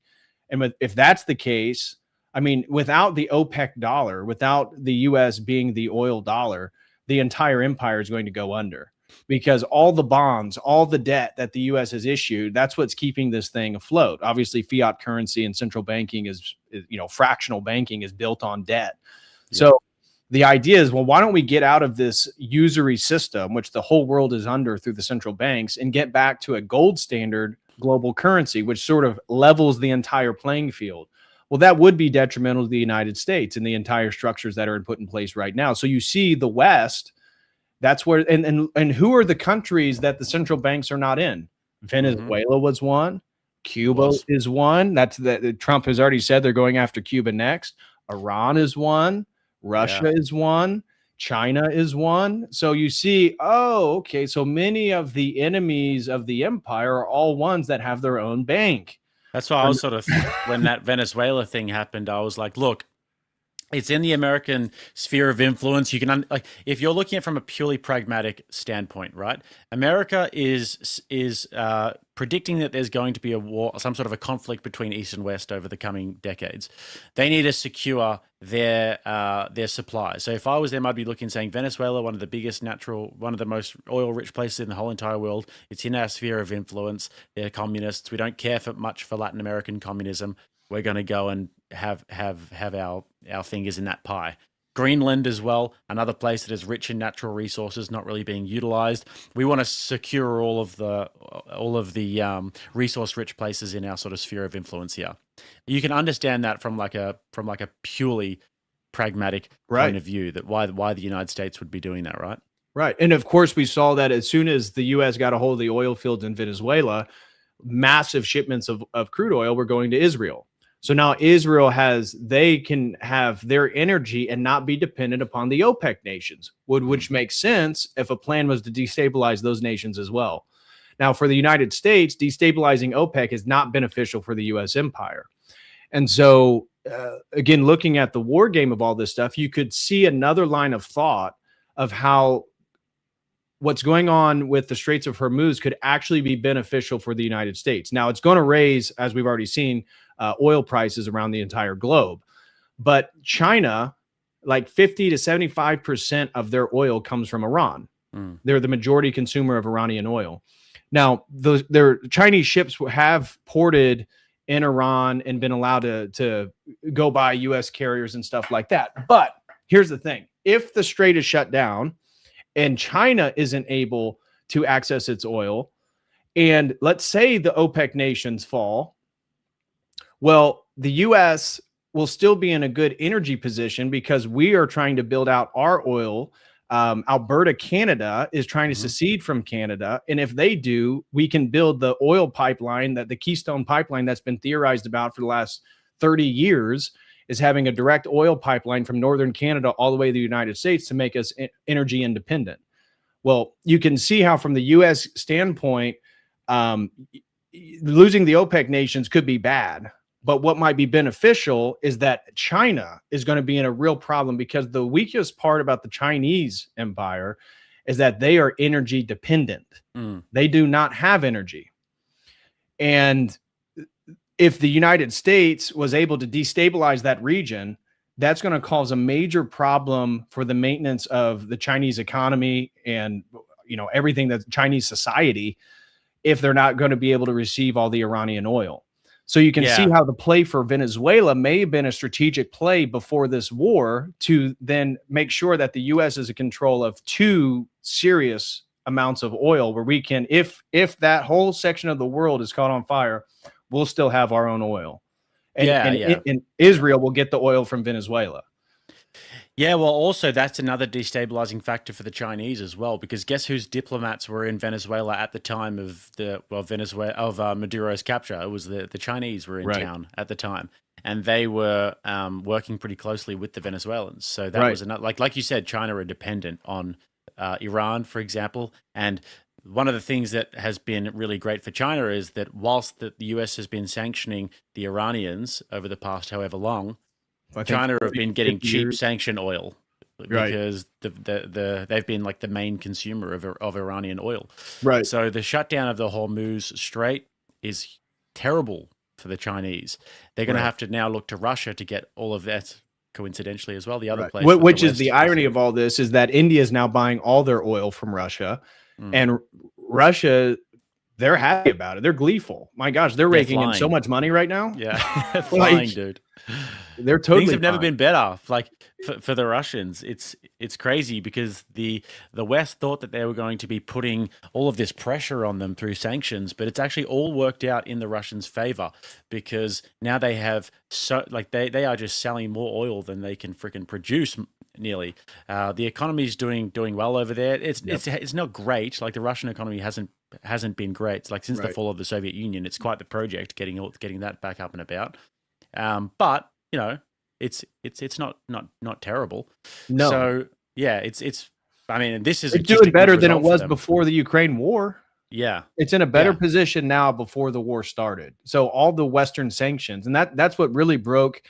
I mean, the whole U.S. narrative that they can just sanction these nations and like limit their abilities. Well, we fully sanctioned Russia at the beginning of the war, and they then were forced to develop an anti-fragile, non-Western economy where they can fund themselves outside of the Western sphere. And now they've done that. They've essentially established that. They made an agreement with China where they're building a pipeline of Russian oil to China. India's buying their oil and their grain sales. So the Russian economy is very agricultural and energy dependent. Those are their main exports, but they still have an industrial base. You see, that's what makes Russia in a better position than the United States. We don't even have an industrial base. That's where Trump had an emergency meeting today with Raytheon and all these different, military contractors, that they are like quadrupling the speed at which they produce ammunition and missiles. So, but the problem is we have to build the factories. Yeah. That was in Trump's post. Oh, all the states are vying for who's going to get the plants. Okay, so you're telling me this is what a 5 to 10 year project? You got to build the plants and then start building the ammunition. So we have totally castrated ourselves. When Bill Clinton started to export all industrial labor to the rest of the world for cheaper goods, the idea was that we were going to basically have this service finance economy, which is what we have in America right now, because we don't have the industrial base we used to. So we live in basically a Wall Street economy of consumer goods, cheap consumer goods that are produced in China. And that's what keeps the U.S. afloat. That's why Trump has been trying to leverage through tariffs entry into the U.S. market, because we consume the most goods. But yeah, but if you look at it, it's like Trump and the United States. People think, well, yeah, manufacturing, and yeah, you need to have some sort of an industrial manufacturing base, but you want to be manufacturing things like cars, for example. You want to be manufacturing big important things. Like, you're not going to go back to manufacturing textiles and cottons and t-shirts and these sorts of things. That's just not going to happen. You're past that. But at least you want to have some sort of a manufacturing base of cars. You can't have this insurance, finance, debt economy forever. It's just not going to last, because when the shit hits the fan, the countries who really do make things, like in Australia and in America, we had to get all of our masks from China at the time when the Rona happened. We couldn't make anything. It just showed the fragility of the economy at that time. We don't really. It shows you the weakness of the Chinese economy, right? So what is China dependent upon? The rest of the world buying their cheap goods. Yep. So you see the interdependence of the global economy is that China does not have the energy resources. That's their Achilles heel. But they have all the manufacturing in the world. I mean, they are the largest manufacturer. So they are dependent upon the rest of the world buying their goods.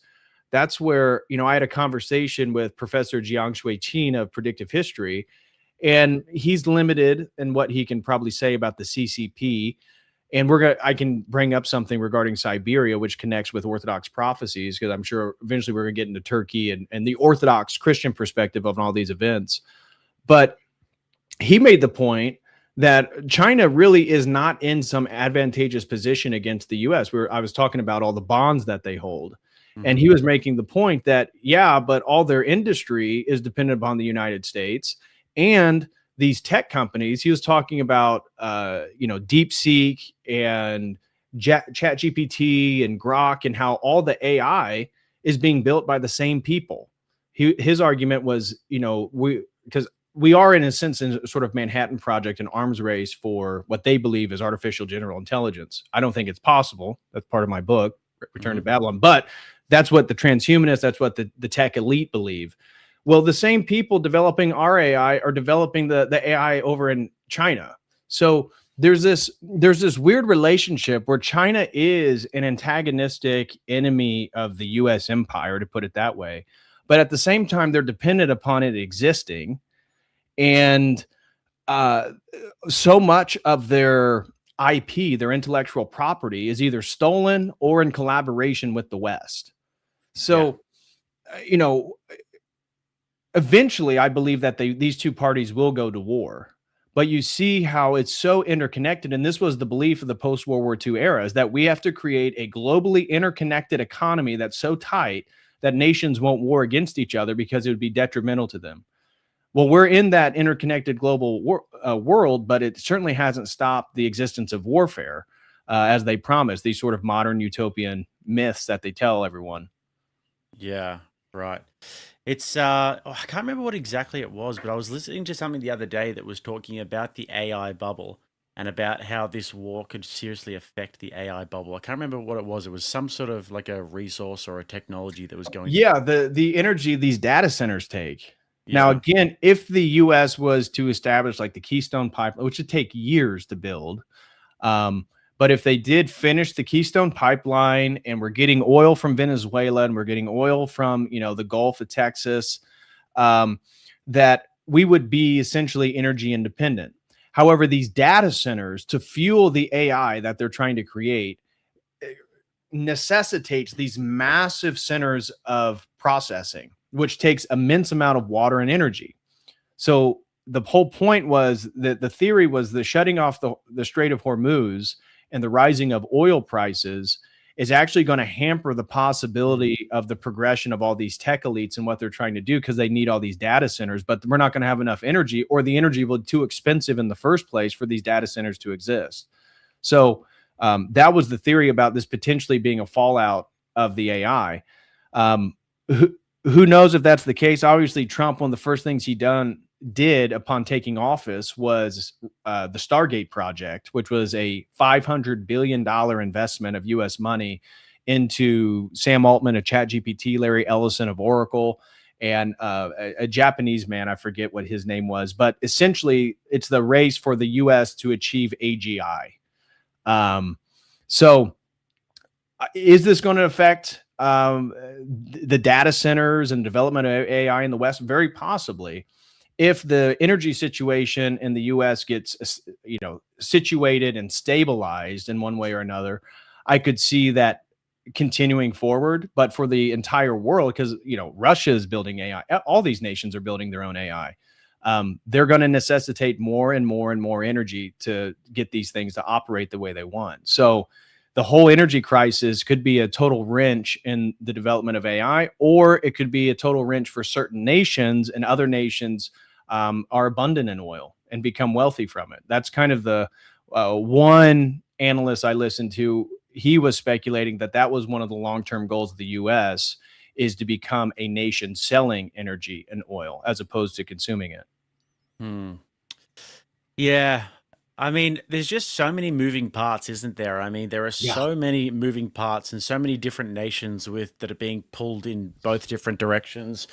And you wonder if the Israelis have overplayed their hand. I was listening to actually a Fuentes clip the other day on X, and he was giving this comedic take, and it was really funny when he was talking about people overstating the power of the Iranians, saying, well, they're saying that the Iranians are going to, pull out this sort of missile on that missile, and then we're gonna be here in like the AI cyber world in 100 years time with a collar around our neck, thinking, now Netanyahu the fourth will get it now. And it was a funny take, but you do wonder if at some point the Israelis do overplay their hand, and if the global consensus turns against them. But there's on the one hand, people think that is the case, that you've got this Eastern Bloc these emergent global powers, this multipolar world that's going to be able to challenge the hegemony of the United States and the Israelis.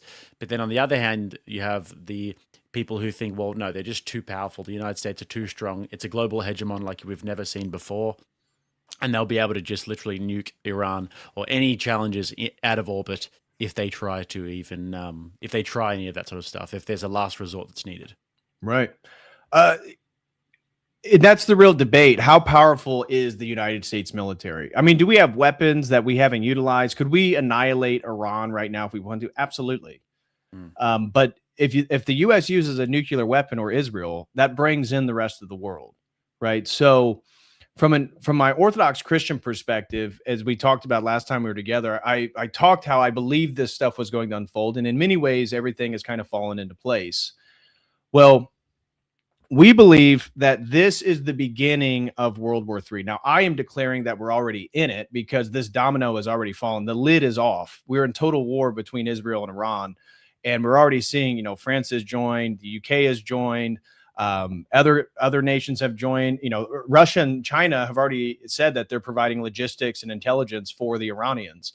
So we're already in a war that is already split. From the Orthodox perspective, this war, this global war, is between the United States, Europe, and Israel versus Russia, China, Iran, most specifically. So we've already seen that the powers that the saints and the elders have said was going to be the case already has emerged and is the case. And we believe that this is going to lead to a larger conflict, that this is going to just continue to develop from a regional war to eventually a global war. Now, in many ways, we're already in it because there's a live battle right now going on in Ukraine. So we have the US and NATO fighting on multiple fronts in Ukraine against the Russians. And then we have the US and Israel fighting multiple fronts against the Iranians. In many ways, we're already in the Great World War, what I would refer to as World War III. But from the Orthodox perspective, this is certainly going to lead into full-blown war with Russia, China, Iran. And it's going to be focused on Turkey. So we mentioned this at the beginning and we talked about it backstage. Where does Turkey fit into all this stuff? Now, from the Orthodox perspective, Constantinople is the capital of the Christian world. Now, obviously, if you're a Western Catholic, you'd say it's Rome. Okay, fair enough. But from the Orthodox Christian perspective, which is the perspective I'm going to be providing here, it's Constantinople, modern day Istanbul. We believe, and this has been a series of prophecies and visions and warnings from saints and elders, that first, what would begin is that Israel would bomb the nuclear facilities of Iran. Technically, that already happened in June of last year. And it said that would be the first domino towards the Great World War. Following that, and eventually again, this ongoing conflict with Iran and diminishing Iran, what they refer to as the Persians, would then focus on Anatolia, modern day Turkey.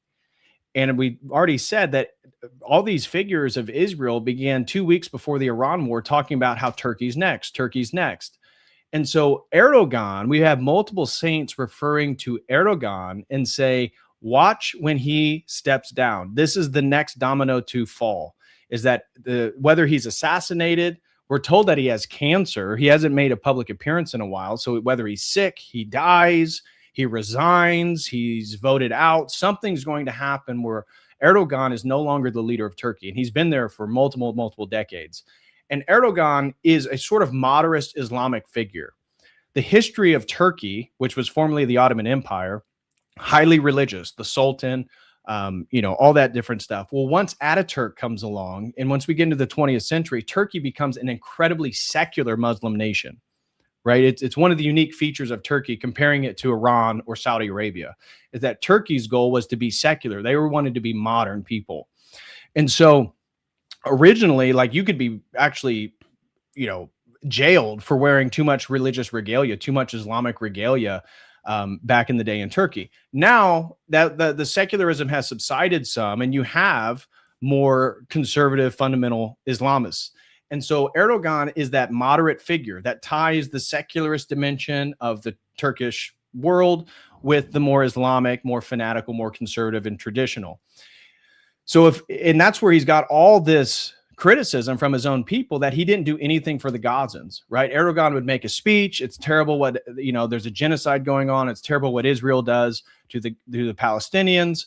And then they do nothing. And then when they ousted Assad and they used the former Al-Qaeda leader, al-Jabari, for the new president of Syria, there was a negotiation between Erdogan and Netanyahu to divide up Syria. So Turkey took northern sections, Israel took their southern sections, and then the Al-Qaeda leader has the rest of the country, and then the U.S. has military bases throughout Syria.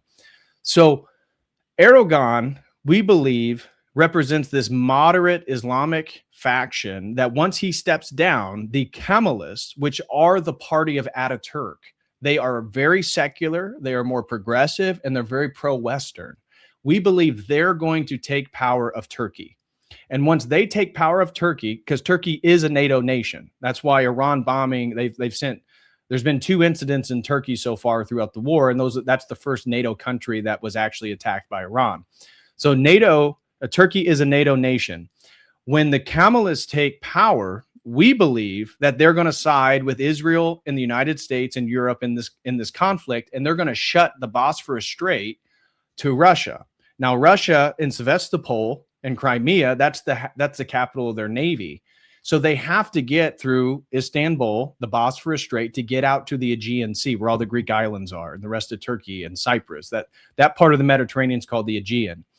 And so when they close the Bosphorus Strait on behalf of the West to prevent Russia sending their military south towards the Holy Land, Russia is going to annihilate Turkey. And this is the full-blown war, the World War III. And we believe that a third of the Turks are going to perish, a third are going to convert to Orthodoxy, and a third are going to flee back into the Middle East. And in the consequences, and we believe millions and millions of people are going to die in this great world war, that the end point, the end result of all this stuff is that Turkey is essentially going to be destroyed, and Constantinople will be given back to the Greeks, Anatolia is historically Christian land. That was the Byzantine Empire. You have so many saints. The Council of Nicaea, that's in Anatolia. That's modern day Turkey. So much of Christian history actually has taken place in parts of Turkey and Syria and all of the Levant. So all of from the Nile north. And this is going to be precipitous of this massive, massive war. Now, in America, the prophecy is that we are not going to have boots on the ground from other nations. The Russians, the Chinese, even though we will be at full-blown world war with these nations, they're not going to put boots on the ground in North America. We believe what's going to happen, according to the saints, is that a geological event is going to occur. Many have speculated that it could be the volcano in Yellowstone that has been speculated for the last 50 years. They're saying, it's building up. And if this thing was to explode, it would be a massive cataclysmic disaster for the United States, polluting the air, all this different stuff. Millions of people would die if that volcano were to explode. Some type of maybe it's not that. I'm not even speculating that's the thing, but we believe could be a massive tsunami across California, whatever it may be. There's going to be massive geological events, which are catastrophic. And then there's going to be civil war, and the US dollar and the American economic system is going to collapse. That is going to be the turmoil of the United States, is economic collapse and then full-blown civil war in the face of a geological climactic disaster. So at the end of all this, though, eventually things will resolve. Now, China is going to backstab Russia, is what we believe, because, and this is what I was getting back to with Professor Jiang of Predictive History. I asked him about this. There's a territory in Siberia. Now, I just told you that China is energy dependent. Mm-hmm. They want aspects of Siberia so they can have their own oil. They can have their own natural gas, which they don't have right now. And on Chinese maps, there's already parts of territory that are declared part of China. Now, if you look at a world map, it shows that it's part of Russia.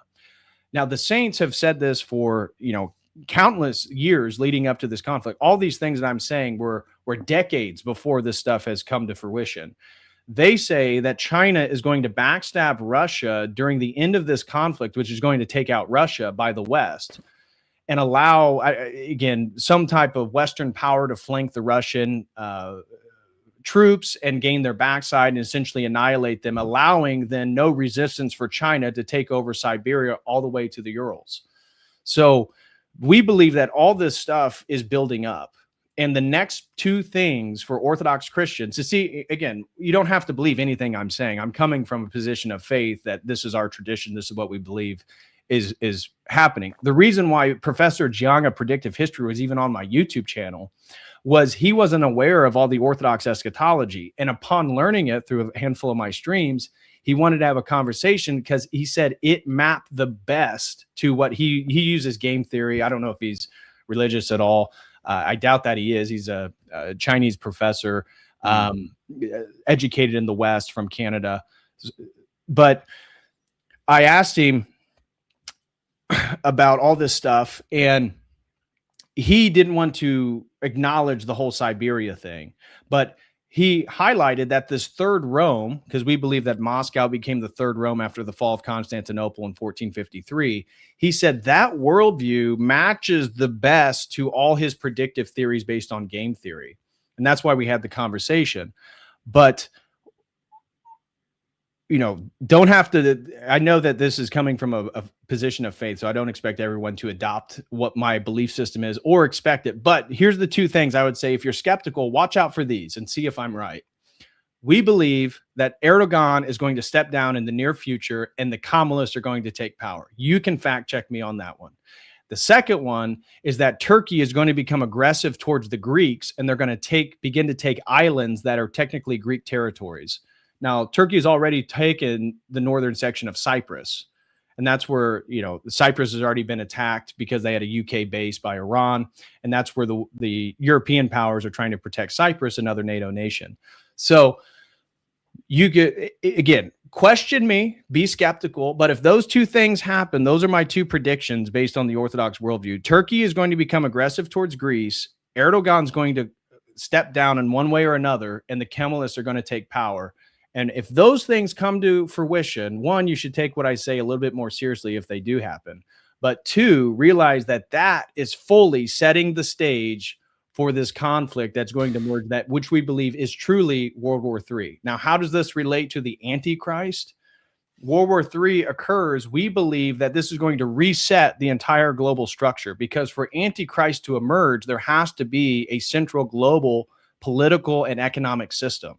Because for the Jews, their Messiah is a political and military leader, right? He's not. Christ was the opposite of that. And that's why they didn't see him as the fulfillment of the prophecies as Messiah. So their Messiah is much more worldly than what we believe the Messiah is in regards to Christ. So resetting the entire global framework, which I've already said, I believe that the US dollar is going to collapse, the military industrial complex, the entire American empire is falling apart right now, and I believe it's going to continue to, that is a prerequisite for the new digital unified global currency to take place. In the what they're going to claim is that that's going to prevent us from going to war again, right? We have to have a new global political system so that we don't have another war, because this will be the last and final war. World War III. Now, we don't know how many years it's going to take. One elder mentioned 30 to 35 years. After the Great World War, Orthodoxy will go through this golden age. Many people are going to convert around the world, which we're already seeing in the Western world. In America, it's one of the fastest growing faiths is Eastern Orthodoxy, especially amongst young men. But we're seeing it in Germany, England, Ireland, France, Australia. And so this is a phenomenon that's already occurring. We believe that as we move through the Great World War, and then on the other side of that, Orthodoxy will prosper. But during that period, the entire global system that the Antichrist will rule from is going to be implemented, is going to be built. So that's why the World War is a prerequisite to eventually Antichrist coming, which, again, we don't put a date on that, but it's well into the future after the Great World War. This isn't like, we're not, evangelical. We don't believe in the rapture. We don't believe any of this stuff. We don't predict dates. We predict events. The saints give us events, but we don't know when and where those are going to happen. They're just signposts that when they do happen, like Israel bombing Iran's nuclear facilities, which was said before Iran had nuclear facilities by St. Paisios and St. Theodorus, that would eventually precipitate this whole structure. So it all culminates eventually in the Antichrist, which we believe will be the Jewish Messiah, and he will be a Jew, and he will rule the world from Jerusalem, and they will have a global digital currency, which will be the basis for the mark of the beast and all that different stuff. Damn, dude. I'm going to have to just give a shout out right now to Cute Animal Vids 65, who sent 300 to the church saying, thank you for all the priceless info that you gave out for free. And that is particularly relevant right now, man, because that is so true. That is priceless info for free. Thank you for the big dono to the church over there. Thank you very much, man. That is very generous. But yeah, dude. So the thing that I was really interested that you said there was about the Greeks getting Constantinople back. So the idea here is that that Erdogan stepped down, and that the Turkish side with the Israelis and the Americans, and then it becomes more like westernized, and then it's like the return of Constantinople. Yeah, because again, if you believe in the Third Rome theory, Russia believes itself to be the protector of Orthodox Christians worldwide, since they are the greatest, they're the only Orthodox superpower that exists. And so we believe that even though Greece will be on the side of Europe, the US, and Israel during this conflict, Russia is not going to attack the Greeks because they're Orthodox brothers. And because Russia is going to totally annihilate Turkey, and there's going to be conflict, the United States and Russia will meet in Turkey, in Anatolia, and all this devastation that's going to occur from it, that there won't be that many people left. There won't be enough people to actually run Anatolia and keep Constantinople, modern day Istanbul. And so out of necessity, it will be given back to the Greeks, which is part of their whole cultural narrative that is embedded within the mythos of who they are, that eventually they will be restored back to Constantinople, which is really, at least in many ways, the epitome of Greek culture, was the height of the Byzantine Empire. It was Christian orthodoxy ruled the Mediterranean. So this is what we believe will eventually occur. And in that process, even though Turkey and Greece will be technically on the same side, Turkey will begin to take lands from Greece by extending what we refer to as the nautical miles. Right now, there's an agreement that the 6 nautical miles off Turkey is Turkish land, and everything outside those 6 miles is then Greece. Well, they're going to double that and create a new legislation. Just quickly, I'm looking at it now. Which part are you talking about again? So Lavos, Rhodes, these islands that are just south and off the coast of Turkey, they're technically Greek islands. And the agreement right now is that the 6 nautical miles off the coast of Turkey is Turkey. But Turkey will then pass legislation to expand that to 12 nautical miles, which would then include Greek territory. And they will claim that as their own. And that is something that Paisios and other saints had talked about in the 80s and 90s. So well before, St. Paisios proposed in 94. So all these prophecies, he's describing a world that did not exist at the time that he described it, but seems eerily similar to the world that we're living in right now. Yeah, and Cyprus has been hit as well already in this. So it looks like that's being dragged in. And it's eventually we believe that the Turks, the Greeks, the Cypriots will receive the northern section that Turkey took from them. So if you look at a map of Cyprus, the northern eastern half is all Turkey. And eventually we believe that during this conflict, because Turkey's the nation that's going to get the brunt of the Third World War. They're the one that is not going to exist into the future. And they will no longer be controlling Cyprus. So the Cypriots will get their entire island back. Yeah. I didn't actually ask you at the start, DPH, but do you have any time constraints? Because we've already been going for like 2 hours. So man, it's all good.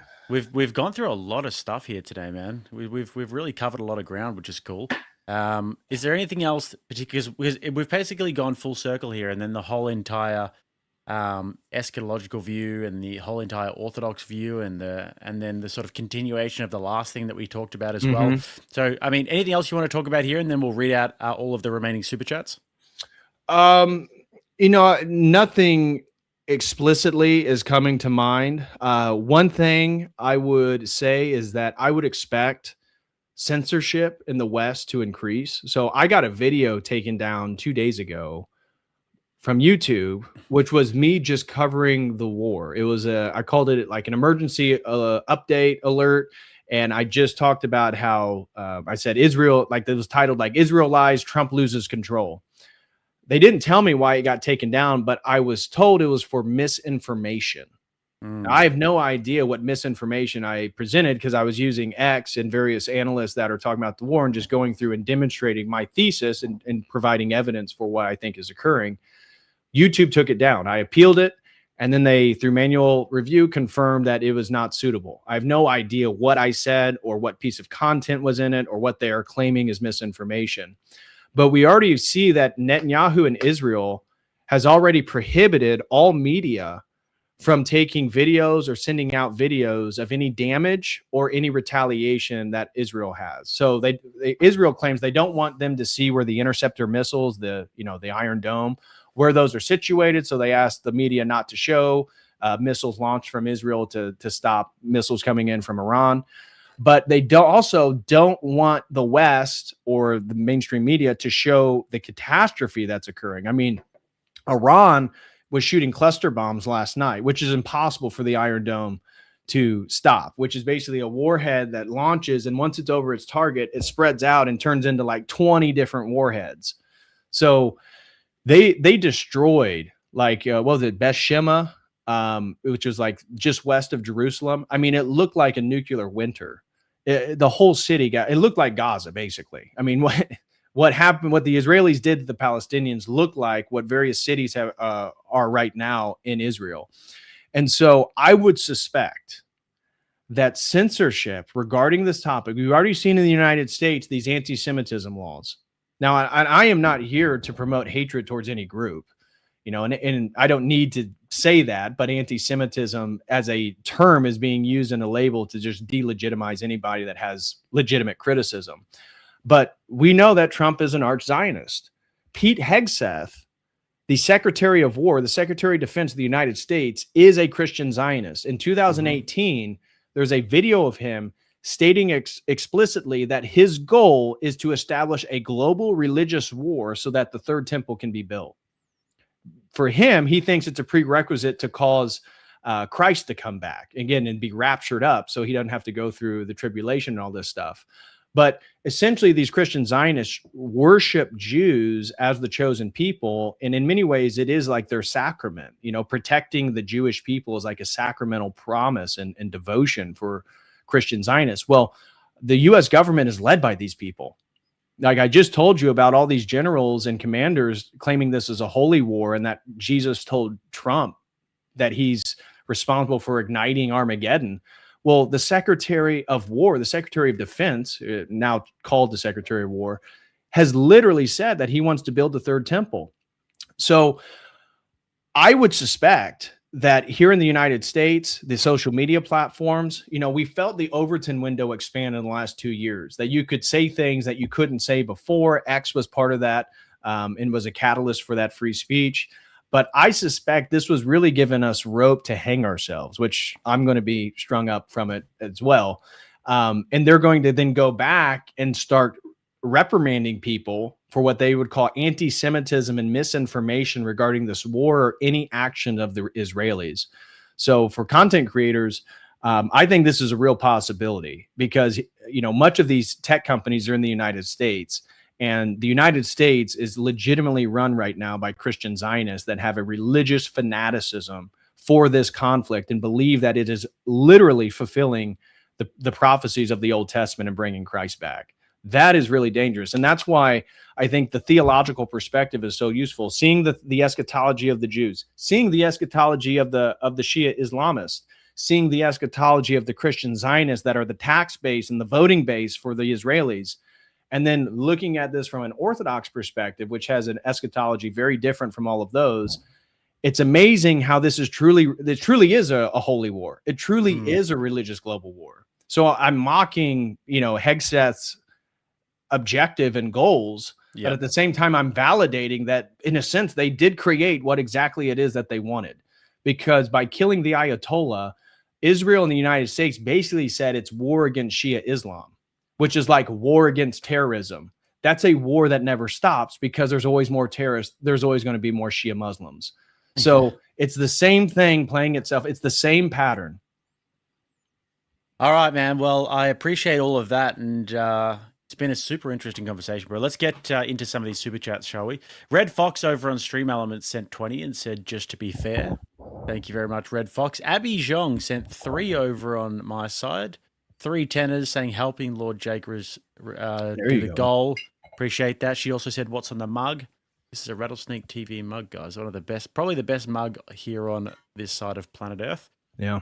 Nothing holds liquids like that mug. No, bro. Seriously. Seriously. Proctologist said, thanks for all the great content, Lord Jake. Thank you very much. 1 church membership gifted from B. Sarach.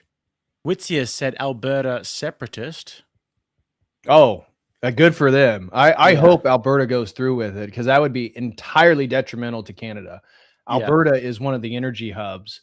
And if which they're trying to do, and according to the lawyer that's leading the separatist movement, they've already met with the Trump administration and essentially give them the go that the United States, when Alberta decides to secede from Canada, the Trump administration will recognize them as their own sovereign country. So it sounds like things are moving forward there. Is it going to happen? I don't know. But according to the lawyer, I was watching an interview. He thinks that they have the momentum to make it happen. All right. It's a sin to drop a nuke. I've been debating my friends on this. Is it a sin to drop a nuke? God bless. I guess it would depend on the reason for. So Orthodoxy is not a pacifist faith, right? The Orthodox, we have so many warrior saints that literally mostly led battles against the Muslims, sometimes against the Catholics in the Crusades, but mostly against Islam. So Orthodoxy is not a pacifist religion. Using military for the advancement of the sovereignty of Orthodox Christians is seen as a good thing. So in regards to utilizing a nuclear weapon, obviously that's a different category. It would depend on the reasoning. If it is through self-defense, I don't see how it would necessarily be a sin. If the point is, if it's an aggressive use of a nuclear weapon, yeah, absolutely, I could see that being sinful. And yeah, so yeah. Guys, last chance if you want to ask DPH a question. You can send either me or Church of the Eternal Logos the super chat, and I'm going to see both of them. So last chance to get your questions in, guys. Abby says, great interview, good interview. I'll say great interview with DPH. It always is, Recently, I've just been getting friends on the channel because I feel like I'm enjoying the smaller circle. But I might get some other people on the channel. But I've just been having you, Jim, Bob, Rachel, Rob, and it's just been insulated. Those are pretty base people. Those are all my friends too, and I love all those. I was able to see Rob down at Andrews and Rachel's. He's a great dude too. Yeah. Rob's a legend. He's it's funny because he's the exact same in person. He's the exact same. He's like jolly in person and everything as well. So just great value, One of those people who's never an energy vampire. Right. Well, I appreciate you having me on, man. I appreciate the opportunity to come here and talk about this stuff. It's all good, man. Your streams have been absolutely killing lately. So it's good. I love to see the growth of your channel, because I told you before when I first had you on, I had a few of my friends who were really into these sorts of things, doing deep dives. They were like to me, you got to check out Church of the Eternal Logos. And I was like, I've seen him debating on these various platforms with I think you've done debates with Andrew, debates with Jim Bob and these guys before, and then here we are. So I love it. Red Fox said, Tennant said, bless you guys for covering this. Christians will be prosecuted as the inversion gets worse. Yep. I mean, it's already been happening over the past few decades, hasn't it? Yeah, it's already the most persecuted religion on the planet. And you look at these wars. So the war in Iraq, was one of the biggest displacement of Christians in history. And I mean, how many hundreds of thousands were killed or displaced, ancient communities gone. And so this thing's only going to do the exact same thing. So it's ironic that whether it be Kosovo and Serbia, whether it be Ukraine and Russia, that so many of the American wars, the people who get the biggest brunt of that are Christians around the world, which would make you think that it's almost led by an Antichrist spirit. So yeah, the Christian community, of course, in Africa, Nigeria has like the highest rate of Christian persecution in the world, something like that. But it's not going to get any better, which isn't a great sales point for converting people to the faith. But if you want the truth, it's the truth. And, you can look at some of my predictions regarding these events, which they're not my own. I'm pulling them from tradition. And if tradition is so accurate regarding the unfolding of history, maybe there's something to it. Yeah. All right. Red Fox as well says DPH Return to Babylon was a great read. He says Babylon. Because it was a long book.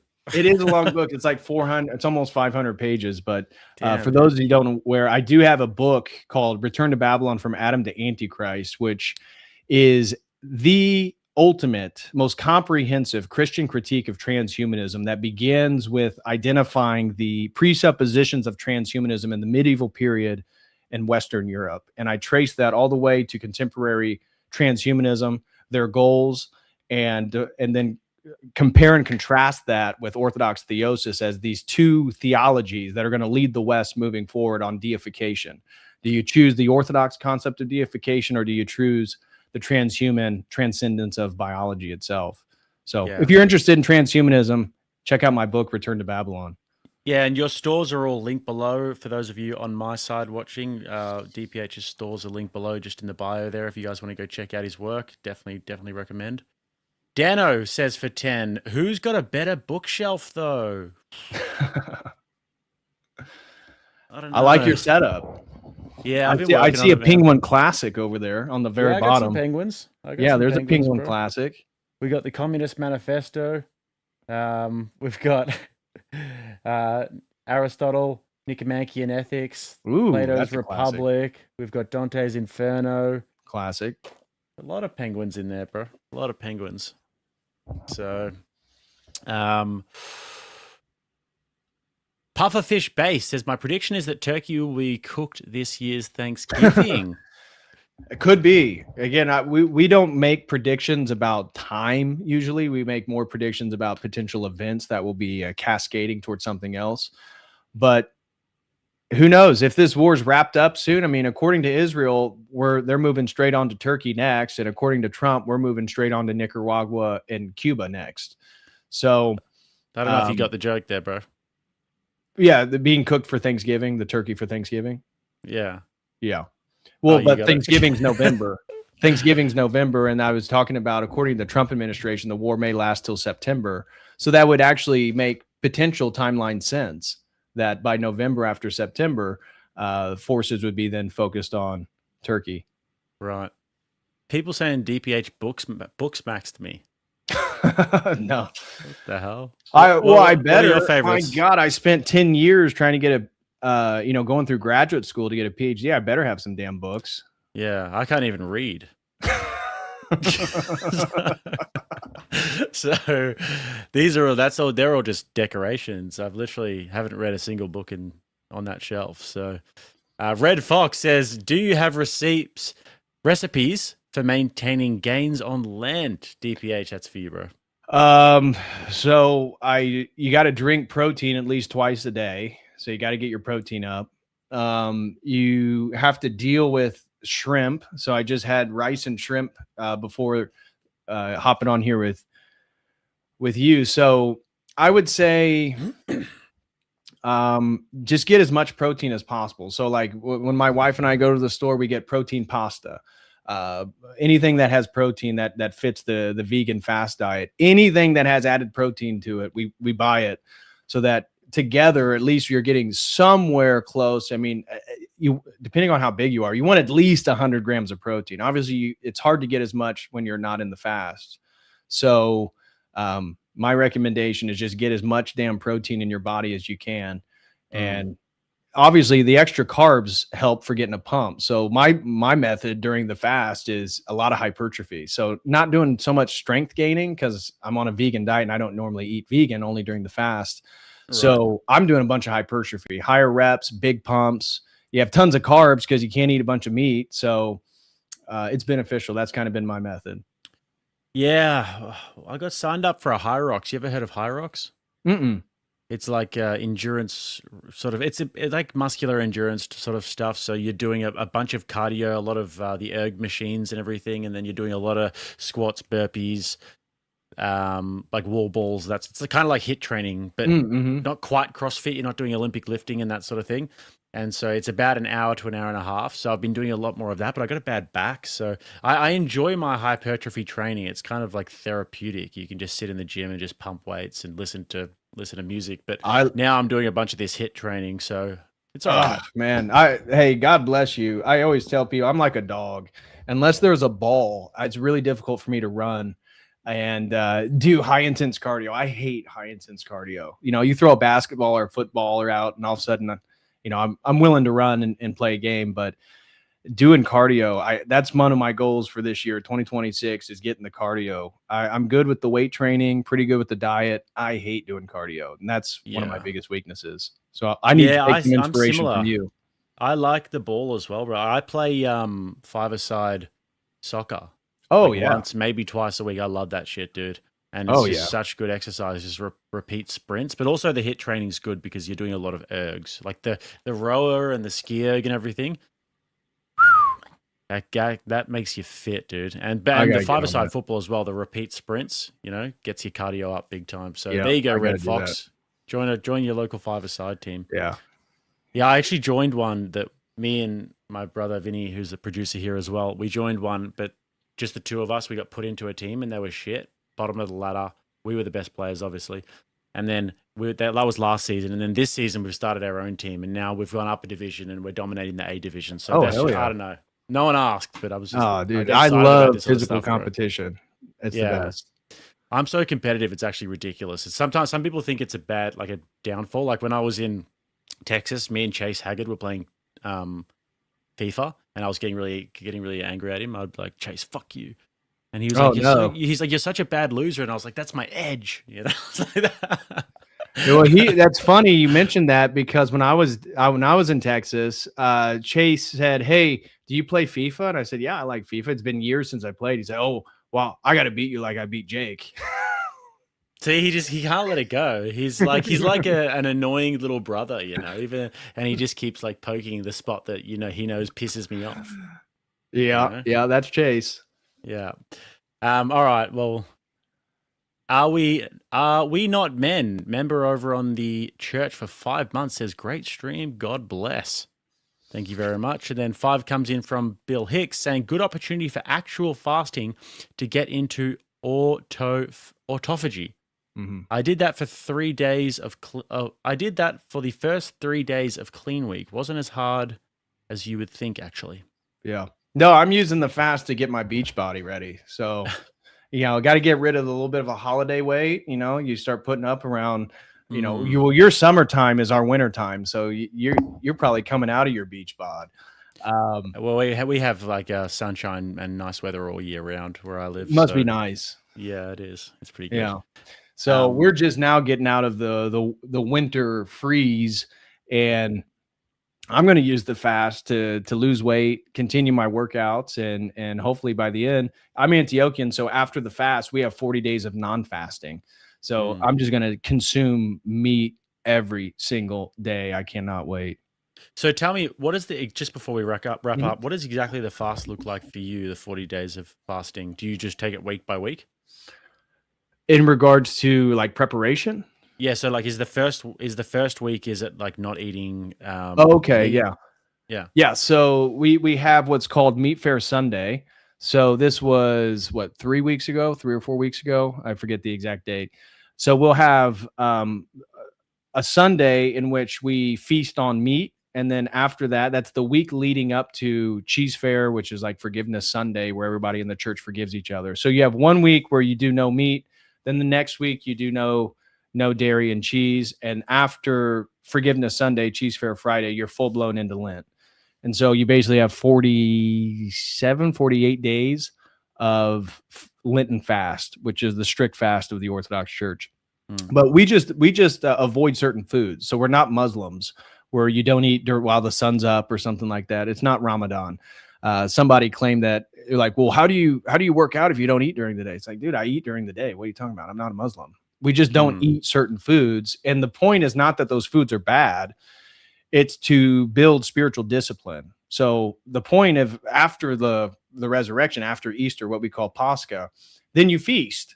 And because all these things are great, but while you journey with Christ towards the resurrection, you have to suffer with him. One of those is to build the spiritual discipline to prevent certain things to go in your mouth. And then you up your prayer life, scripture reading, church attendance, and almsgiving during this period. And then everybody gets, once Pascha comes. Have you ever gone to a Pascha service? No. Oh, dude, especially the Russians. So you go at, like, depending on your church, like 10 or midnight on Saturday, and you do the liturgy for like 3 hours. It's like 1, 2, 3 in the morning, depending on your church. And then it's liquor, it's meat, it's everything you weren't allowed to have. So it's usually the night of Pascha is when you get a drink with your priest. Nice. That's when the boys get together and throw back the shots. Let's go. All in the name of Christ is risen, of course. Yeah. All right. Bill Hicks said, Jay, can you read my super chat asking for prayers for Alexei? He needs all of our support right now. I don't see a super chat about Alexei, but Alexei, prayers for Alexei, I guess. Do you know what's going on there, DPH, or no? I'm just checking to see if he sent it to me or something. No, I'm not exactly sure who he is referring to. Father Alexei. Yeah, Father Alexei. A couple of them come to mind. There may be something going on I'm not fully aware of or not remembering right now. Yeah. All right. Are you going to stick around and stream some more, DPH, or are you going to call it? No, I'm out of here. The wife she's got plans for tonight, so we need to eat dinner and spend time with her. Awesome, dude. Well, you have a great night, man. Always a pleasure. Thank you, everybody, for coming and joining the stream, and we'll do it again sometime soon. Yeah, man. I appreciate you having me on, and I appreciate your friendship, man. It was great to actually meet you in person, and Andrew and Rachel and all of our same acquaintances have like great things to say about you, man. So I appreciate the friendship, being able to hang out and do streams and just spend time. So appreciate you. Yeah, same goes, man. Same goes 100%. I'm going to be back in United States in May for a good few weeks. So, oh, hell yeah. Hopefully I'll be able to catch you guys. Yeah, sounds good. Yeah. All right, brother. Well, God bless you and your brother. Yeah. Peace, man. Take care. See you later, guys.